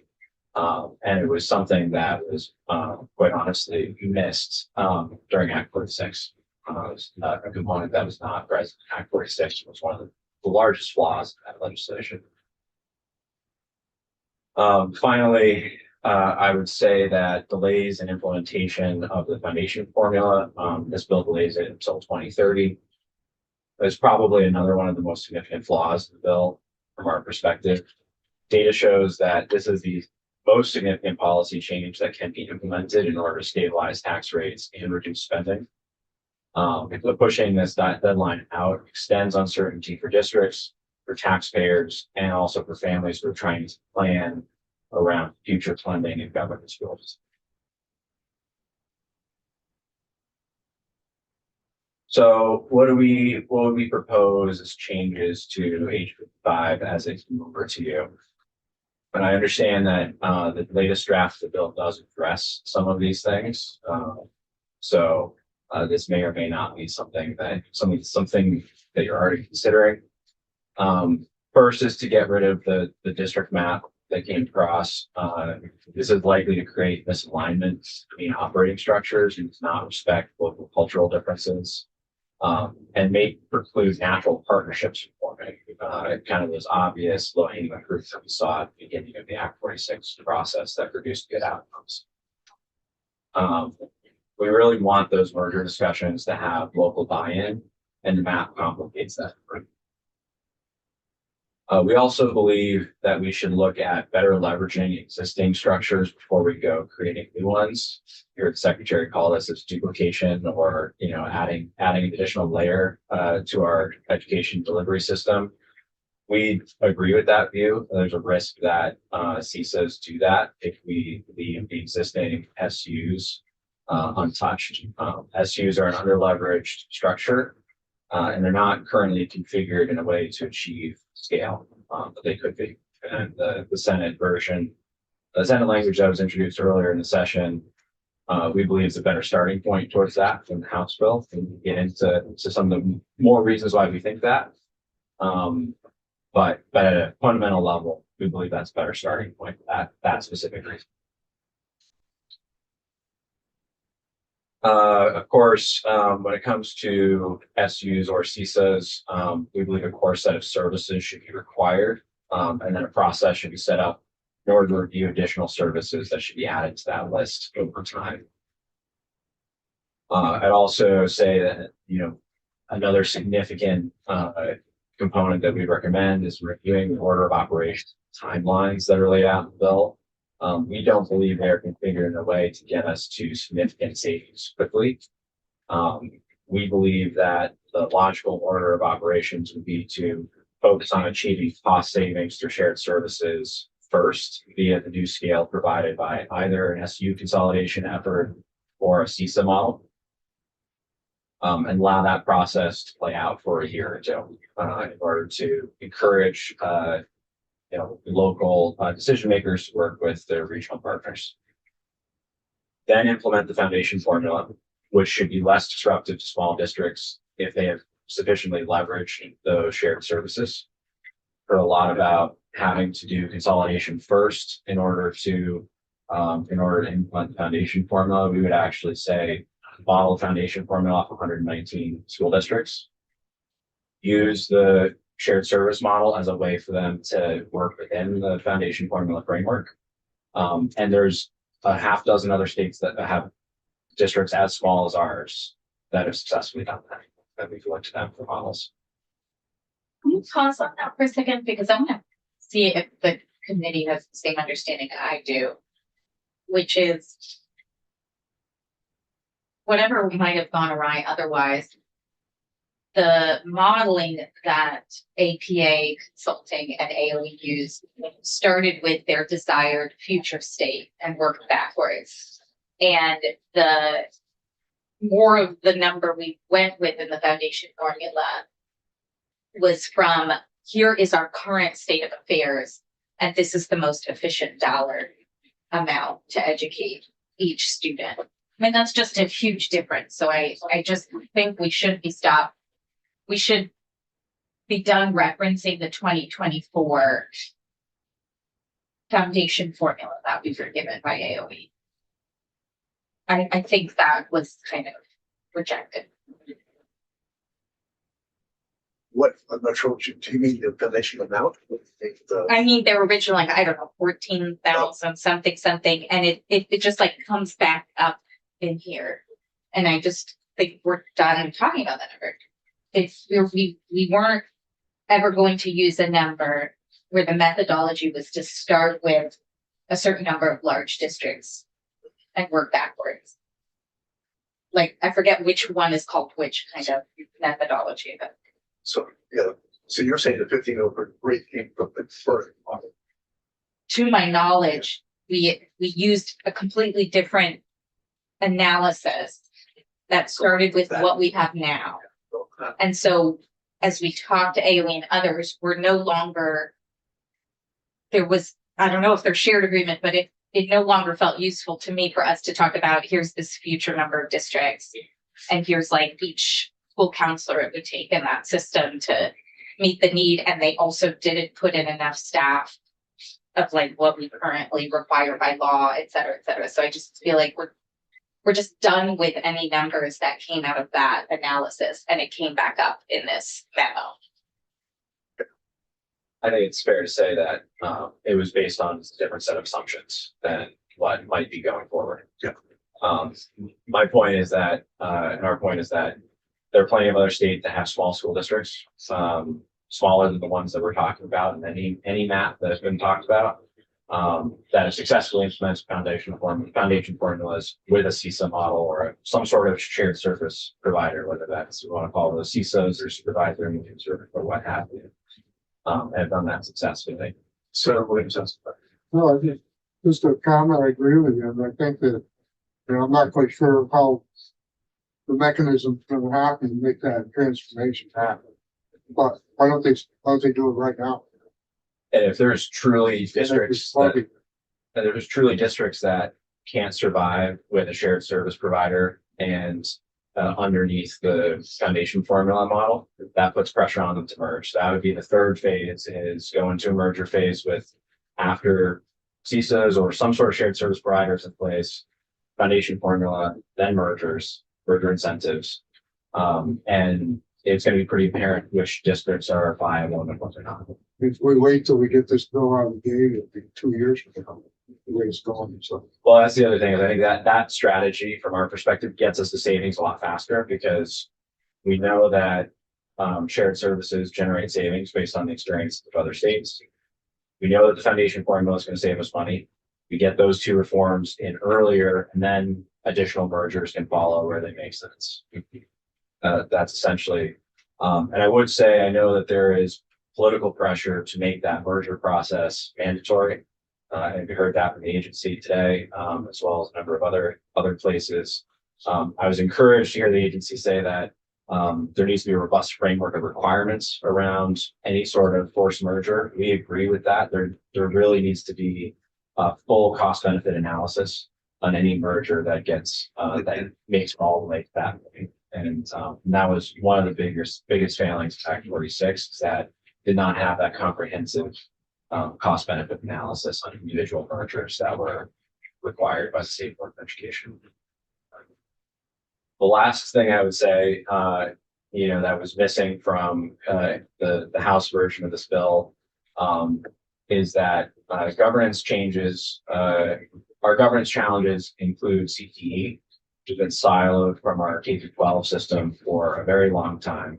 And while we're making significant changes to our education delivery system today through this bill, we should not let the opportunity to integrate CTE fall by the wayside. So whatever governance system goes forward should contemplate how to integrate CTE governance and CTE funding into it. And I think I will pause there. I have some other slides in here, but I think that's good enough for today. Any questions? Good to agree with the campaign. Thank you for, I followed you on the radio. Oh, yes, I think you were on the radio after me this morning. Excellent. Disagreement.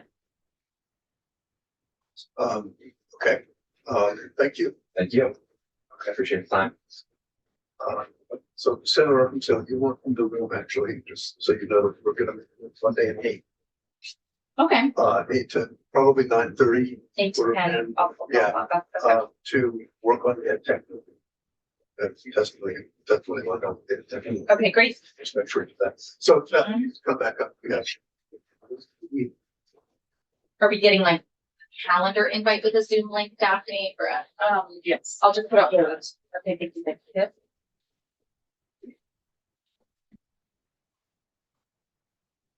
So, my notes from them today. Catch this. The Hazing Harassment Bullying Task Force, we're check that one off. The performance, What the bill are we on? oh, I'm sorry, back to the miscellaneous. I got to finish with miscellaneous, and then we'll also have the last best offer issue. My notes, so. That it's just sent over another draft. Yes. That we have online, it's really not, it's different from what we have of us with 4.1. Daphne, can you let me in? I'll see you. Yes, I am not seeing you yet. Okay. Try again.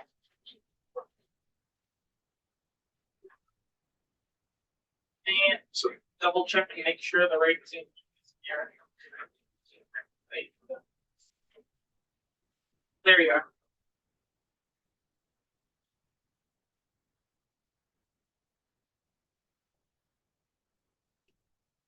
The new version. Fine. Okay. So that's St. James Office of Legislative Counsel. So we are going to look at, and I'll share my screen in a second. This is draft 3.1 of the strike all amendment to H 931. You had been looking at it instances, and today is the first day we're looking at the strike all amendment.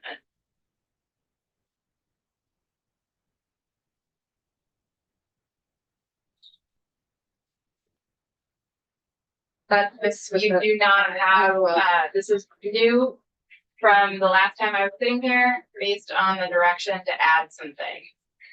Is it on the website? It is on the website, yes, draft 3.1. H 931.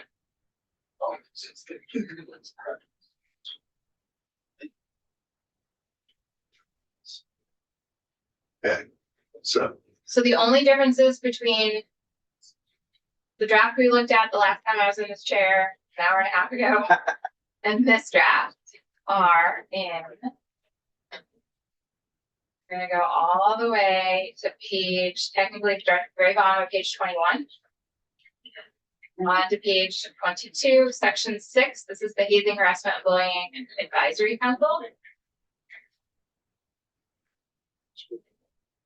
And I believe the language highlighted in yellow represents the changes that Charlie Glisserman walked you through.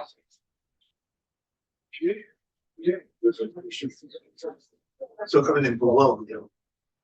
Yeah, it's funny, finish up. I'm on your website right now. 971, Yep, right, version 1.3. 3.1. 3. Mhm. Okay, yeah.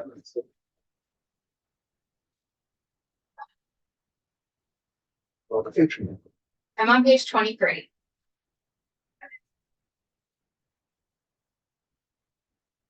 Oh, there we go. Okay. I don't have.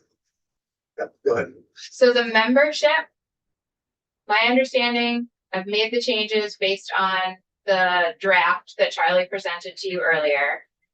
But because this is all new language for the bill, it's all underlined. Yep.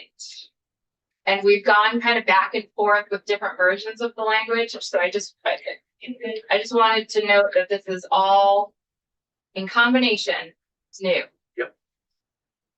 So the membership of the advisory council is now made up of the executive director, the executive director of the Principal Association, school boards, superintendents, NEA, and Visa are all in current law, which is struck through here. And the Human Rights Commission. And then so the new folks start after the human rights, after Visa. So 2 members who serve as designated employees under the Hazing, Harassment, and Bullying Prevention Policy appointed by the Secretary of Education, a member appointed by the Vermont Educational Equity Collective, a social worker appointed by the National Association of Social Workers Vermont chapter, a member appointed by the Vermont Coalition for Disability Rights, student member appointed by the Vermont Student Anti-Racism Network, a student member appointed by Outright Vermont, a member appointed by the Office of Racial Equity, a member appointed by the Commission on Women, a member appointed by the Vermont Network Against Domestic and Sexual Violence, and a parent or caregiver member appointed by the Vermont Family Network. Yeah, Senator Robbins, if you weren't here, this was agreed upon by Charlie and the agency. Charlie. So we just, Oh my God. we just plugged it in. Then the duties of the advisory council, they did change. So the draft you were looking at previously had the advisory council taking more of a leadership role in these activities. And now we have changed that language to say that they review and advise on all of these things. So they review and advise on coordination of school and statewide activities. They review the model for HHV policy every 3 years, not 2. They review and advise on resources for school professionals. And that was the extent of the changes there. You do have an appropriation for the per diems associated here. We already went over the energy performance contracting. And then on page 27, section 9, I've added the Commission on Public School Employee Health Benefits dispute resolution language. I did run this by Sophie. And this is the language that Sophie and I agreed on, is that it is the VLB arbitrator shall select between the last best offer of each party on an issue by issue basis without amendment. So Senator, this was Senator Shee's proposal to, as an amendment to sort of Senator Meek's proposal. And it runs to, go ahead. Yeah, as a compromise between adding something and adding nothing, I recommended getting rid of the language with or without amendment, which was in the initial proposed by Senator Weeks. If you have the last best, with the original language, it kind of defeats the entire purpose of having a last best offer. Yeah. But rather this is more geared towards the issue by issue basis. So it's saying whatever the issues are in dispute, both should submit a last best offer on just those issues. And then one will be chosen without amendment between the disputed. Yes. Senator Weeks. Just from a pragmatic point of view, I just want to make sure I understand Senator Hashim's vision of with or without amendment. So say for example, Party A says should be 100, Party B says it should be 200. Without an amendment, the mediator couldn't say, well, it's going to be 150. Correct? Well, I mean, that's what you're trying to get to before you get to this Right. The whole process gets to that. process. And if it's your last best offer, it means you're not going to accept 150 because your last best offer is 100. That's the role of the mediator, is to find that common ground. See if there is a common ground that the two parties can agree on without amendment. Does not allow the mediator to make that compromise. That's my hesitation. Part of the point is maybe they're close, but they're not congruent. How do we resolve it such that we find the gap and the mediator solves the problem?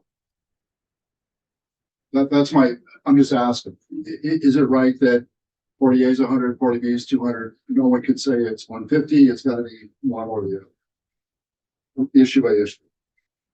I'm just trying to illustrate it from my own understanding. That's correct, right? Is that, I'm just hearing you out. Well, it's question. So without amendment does not allow you to settle on the mediator to settle on the 150 as an answer. Right, it's whatever the last is.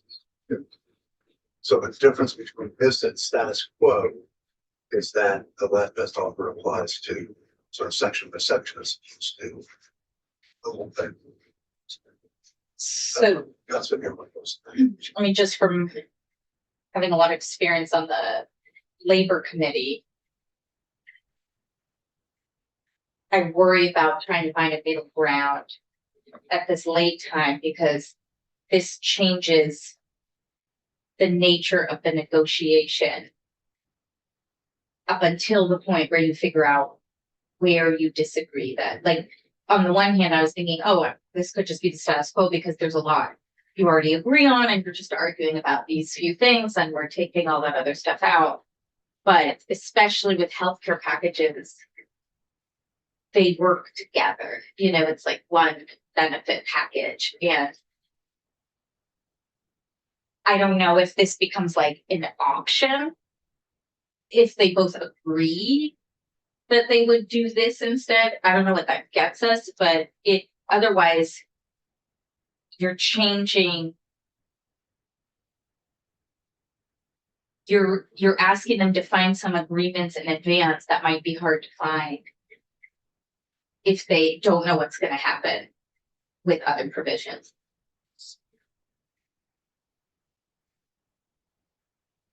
So just to, the way the process works, I think, is that parties meet, they talk, and then when they reach impasse, then a mediator comes in, tries to get them together, and gets them as close as he or she possibly can. In fact, And then if they, a backfinder, you're right, actually. And then if they can't, that doesn't get them to resolution, then finally, is there a mediator also brought in after the backfinder? Mediator, and then, only then do you go to final Impasse. and arbitrator.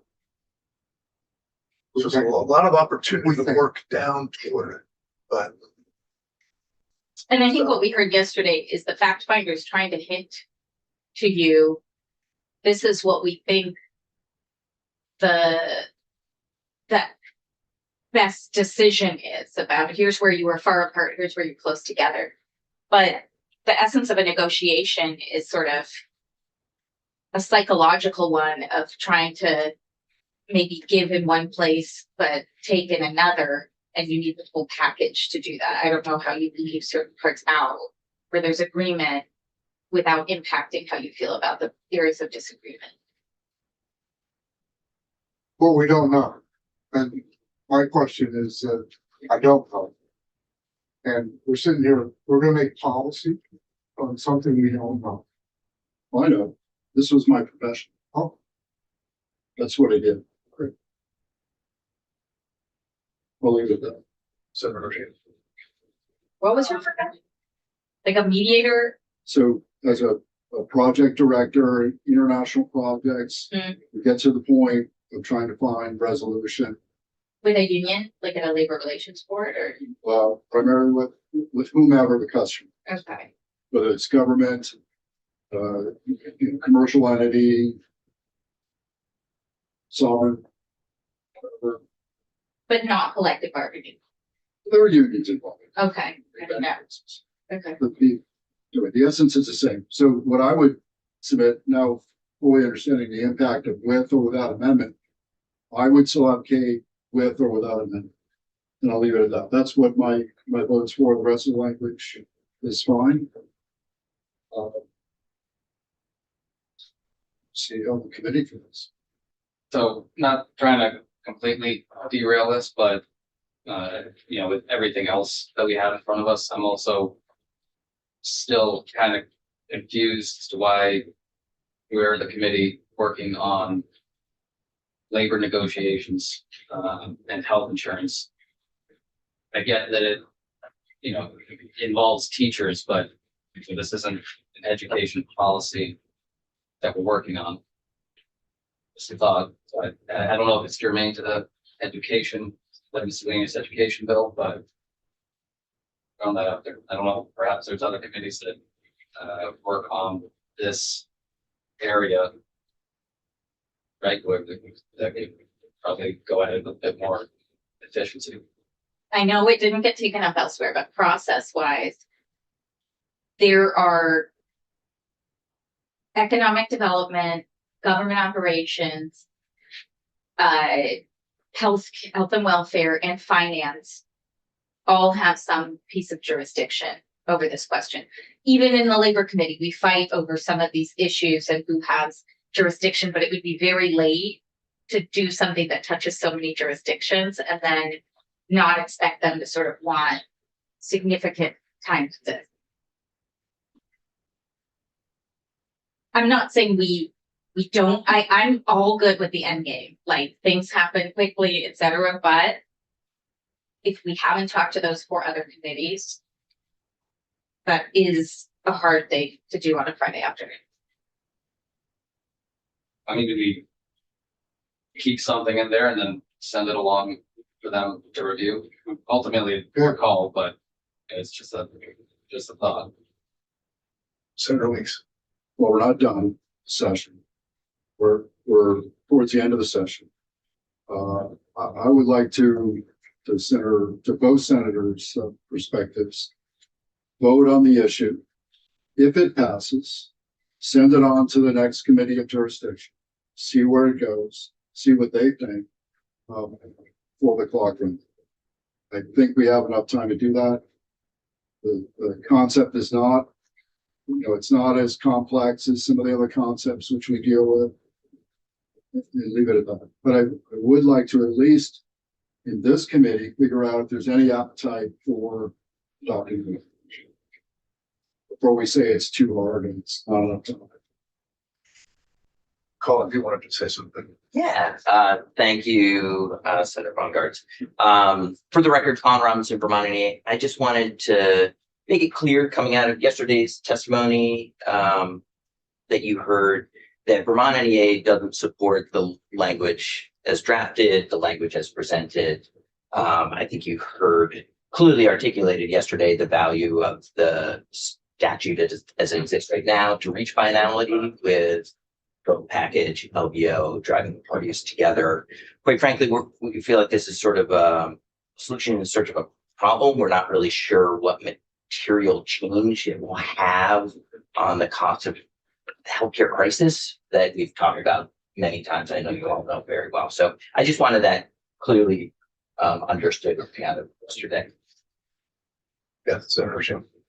So, just, I guess one question. I mean, I'm thinking about a situation. Tell me if I'm oversimplifying it, but situation where the parties agree on 4 out of 5 of the issues, but there's just one issue where they're not budging on. And then the deal falls by the wayside to that one issue. But having it be on an issue by issue basis seems to allow for some flexibility if parties are pretty darn close to getting to a resolution, but not quite there. Or am I misunderstanding? This isn't, I'm not. Well, the parties to this. trying to figure it out. For the record, Jeff Van Vermont VA, you certainly could do it that way, but most parties, most times your TA tentatively agree on certain things. So 4 out of 5, I've seen Jamie shake his head. I mean, that's how it works. The parties agree to it. They have one outstanding issue. That's the one that goes to the arbitrator. And then the problem with that is if the arbitrator tries to fashion a remedy or do the issue by issue on that or something like that, because that issue's actually 3 issues within it, he can untie the Gordian knot. And that can cause significant unintended consequences on the other 4 that they may have agreed to already. Both sides may not like what comes of it, and there's no ability to sort of put the toothpicks back in the tube. So what you're saying is this kind of already happens if we try to use the same language. Like if you have tentative agreement on something, those are written into the last best offer that you put in, but you have tentative agreement and you're really just making sure the full package is there. And then both the mediator, the fact finder, the VLRB, they know essentially what you tentatively agreed to under your bar. I mean, this does happen a lot with conference committees. We had to replay a tape on the CHIP conference committee because it was like, no, we already agreed to that. But if you don't write it in the full package, you actually can feel burned by not understanding or not having a real black and white print of the negotiation. That's the final offer is a written document. But it has all the pieces. You don't leave out any pieces because they all need to work together. Mark, you don't speak up, sit up. I'll wait for the conversation to finish, but yeah, I would like to. Sorry. So why don't we let you speak? All right, so for the record, Mark Canyon, Vermont School Board Association. I think we're conflating a bunch of different pieces. So 2 parties get together, they reach some agreement on certain things. Those things are not put to the side because they've been agreed to. Go to mediation, might reach some more agreements. Those pieces are put to the side because they've been agreed to. Maybe after fact finding, get a few more. But at the end of the day, we have 4 things that we have not agreed on.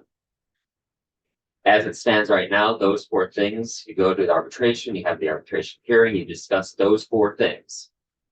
The arbitrator then picks all 4 on one side or all 4 on the other. That is how it is right now. If this language were to go in, going with the without amendment, 4 things are discussed. The arbitrator can say, we like side A for issue A. We like side B for issue number 2. And so they will look at the issues as written by the last best parties, issue by issue, take one or the other without changing any language. If it were to still say with amendment, that's when the arbitrator could say, you say 100, you say 200, let's go with 50. I'm okay with that without amendment, but I do like the idea of those 4 issues. Everything else that's been decided previously is not being discussed at this arbitration. Part of the package, but you're not talking about the arbitration. Just the 4 issues that have been debated during the arbitration hearing. And can it affect what has already been agreed on at all?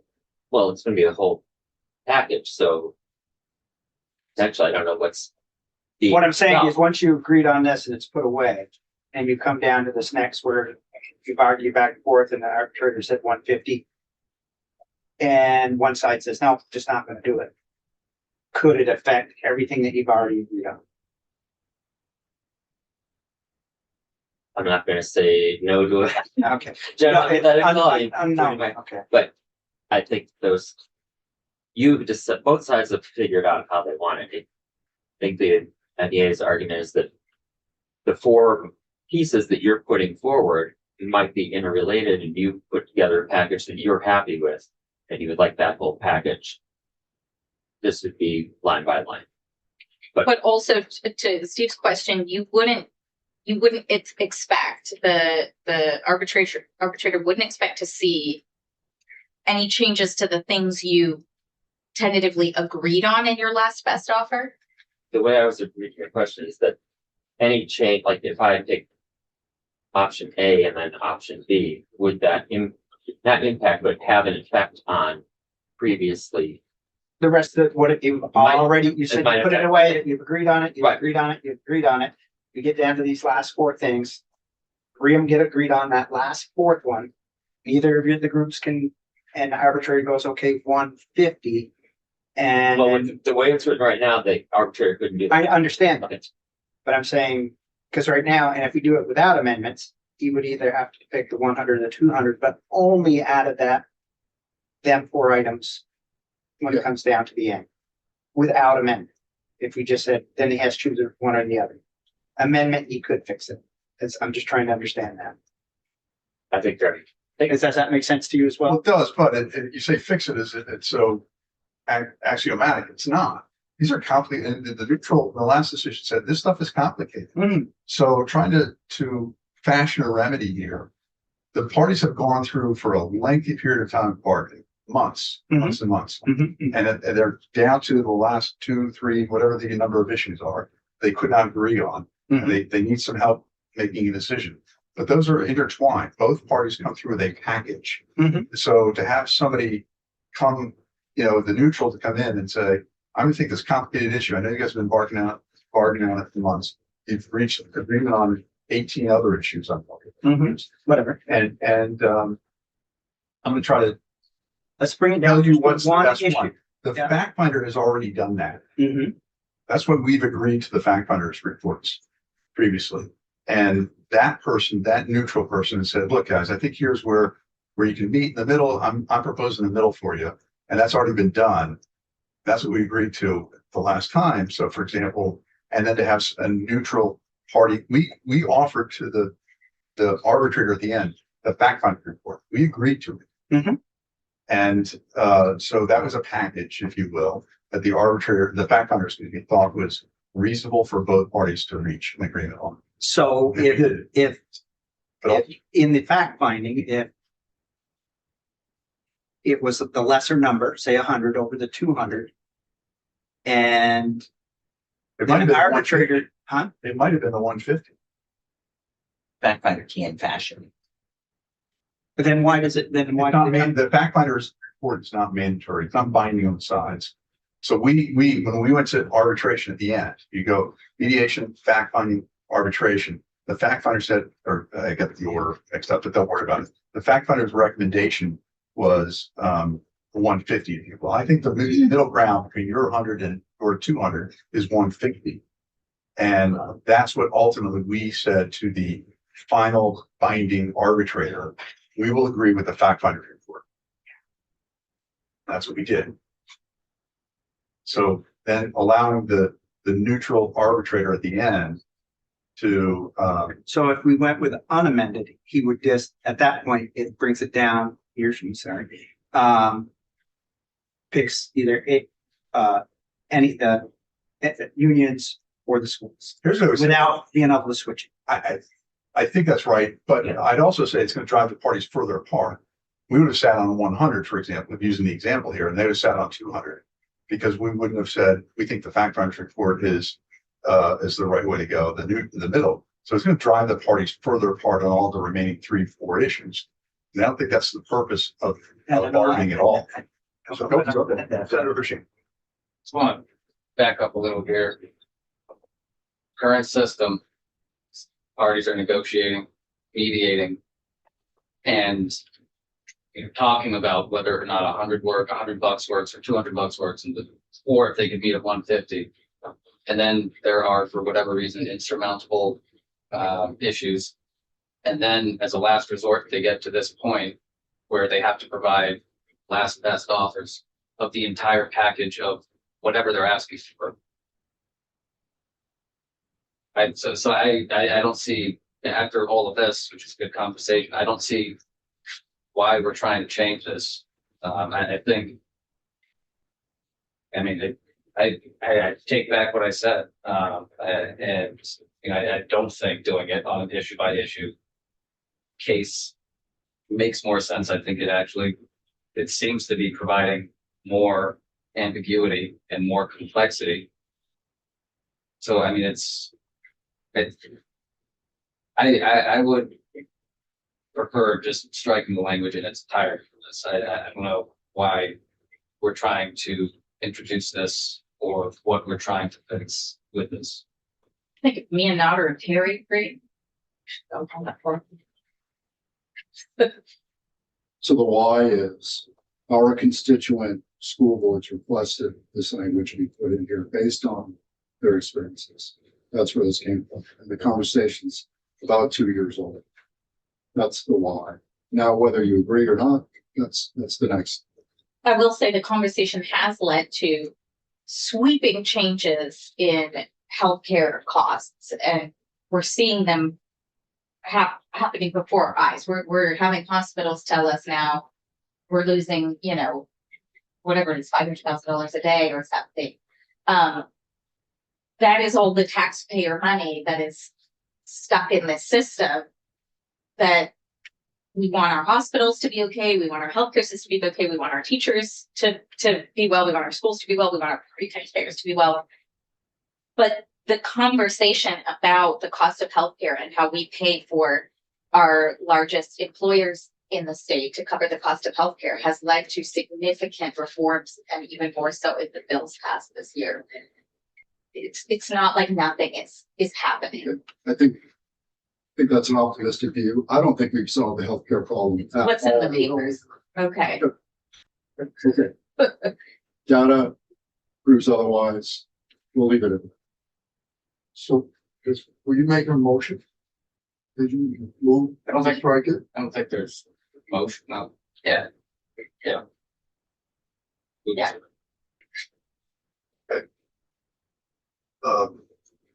The great appreciation for the hearty conversation. That's what we do. Senator Huffman, leave it in or take it out? I'd like to leave it. Leave it. I'm in. Wait. So leave what in now? Leave the Either way. as written Well, by who? With and without it. as written. Written by who? I don't remember, like the weak sentence that we got? Yes. Oh, okay. So let me say, I'm afraid we're gonna derail Yes. with this. I actually am very sympathetic to this, but we didn't have a bill in the committee. For some reason, it went to the House, we never saw it. I feel like we're not taking the time. This is actually a sea change, whatever we do. And we need to, I wish, they'd come in the form of a bill, spend time on it, but I'm also pretty sure we'll derail them. Mhm.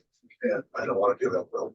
For a future year, if people want to raise this conversation, if it's standalone in the Senate, I don't know where the secretary would direct it. In the House, it was directed to general and housing because it's a lot about collective bargaining and negotiations.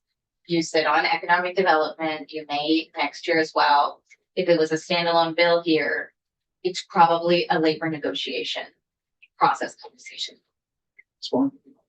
I think we have 330 and that's that. I appreciate the conversation. Again, our constituents were adamant for years and just wanted to make sure it got some air. So I apologize for the turbulence, but it's an issue that they requested to be aired. Don't apologize. I love the end of the session. Yeah, I don't know how I'd want to word this. Yeah. So I think we might be within striking distance of getting this filled out. There was one issue raised. It's going to take some time to walk through section by section. So let's do it on Tuesday. Yes. Yeah. One more, I'm not gonna make it a motion, but we talked about adding the opt-out of, so parents who don't want their kids that you have to be required to use electronic devices in schools. And I understand we have some language. I don't think we do. That's in the technology. Yes, Yeah. right. What I'm saying is, It was in a House bill, there's language, and I think there was a request to look at that House bill language in the tech bill. That would maybe make funding more complicated. I don't know, we heard a lot about the opt-out, but I could take it at face value. I get it. You know, I don't want it to influence other academic freedom issues like books and topics. So it is, I think it may be a bigger education policy question, but we did ban cell phones. So I think screens and electronic devices are something we've already treated as a separate unnecessary practice in school. So you're saying we don't have to get into opt-out because we might not be. where's the technology about? At 6:50, we're doing it Monday. One day. If you want to propose it for that, I'm not opposed. I'd like to be open to We it. won't be voting. Okay. Oh, okay, Because then yeah, you won't be able to be there. but somebody would need to get, I think Rick, somebody would need to get Rick the House opt-out language for him to put it in the form of his bill. Okay. Okay. Yes. Are you daring adjourn? Yeah. Just one question. We talked about teacher. We talked about teacher pay analysis. A couple times. We've heard a lot of suggestion of there's a risk with bigger districts or statewide school system that this teacher pay disparities would be extremely problematic. And I'm wondering if we've ever asked JFO or anyone else to do an analysis to see if there is, if in fact there is a problem that could not be solved with geographic cost of living differences between regions or any other analysis. I just want to know if we've ever asked for formal analysis of the teacher pay problem with larger footprint districts. Don't know if there's any around that 46 or not. I would just, Here. I would posit that the analysis you'd be likely to get back would be all of the challenges with answering your questions without other factors being held constant. So you could do it by some idea of the districts that we have, if you want to. Statewide, just statewide.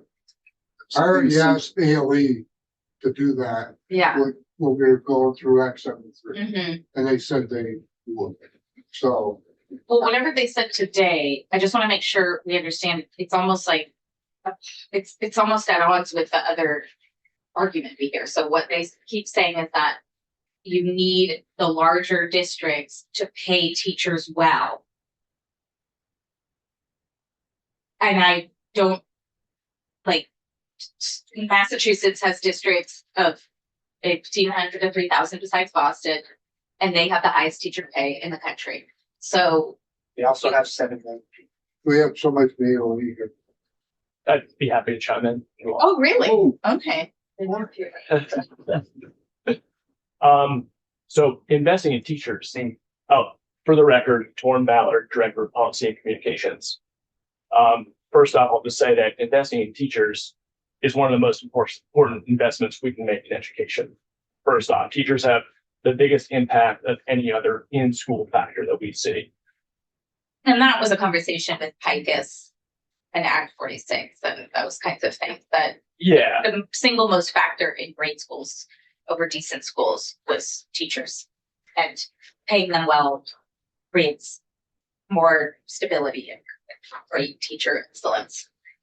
and so we've often heard in Act 46 analysis, in talking theoretically about what might happen under Act 73, that, okay, you're going to save some administrative expenses, but that money might wound up getting spent on leveling up teacher salaries. We don't see that at the agency as a bad thing. That's Right. like, if we are taking away Right. administrative expenses to invest more in teachers, that's a good thing. That allows us to attract teachers to parts of the state that have not been able to historically recruit and retain teachers. And so we see that as a feature, not a bug. I want to make that very clear. See it that way, but do you have a plan? Do you have a mechanism to start working on that? So I can check internally on the research that went into, I think you said you Yes. requested something last year during the development of Act 73 before my time, but I'm happy to check in and see what we were able to produce during that time and happy to follow up on that. But I mean, I have been talking about this a lot in my district because CBSD is a good recruiter, right? Chittenden County is able to pay a higher amount. So they took some of the best, most passionate teachers from Barry, and they probably live somewhere in between. And they're some of my favorite people. But that's a disparity that we're talking about. But that's The teacher pay is regionally, so That's right. So whatever you can do to bring up teacher pay equitably, a lot of the conversation coming out of the House is how do we pay Chittenden County teachers more because they have to live in Chittenden County. Most still don't live in Chittenden County, and you're going to exacerbate the problem that recruiting teachers in a small state that will travel 3 counties for more pay. let's find out what AOE is done. And then bring that up. I'll double check to see what we did last year. in response to See everybody Monday morning at 8 time on Zoom.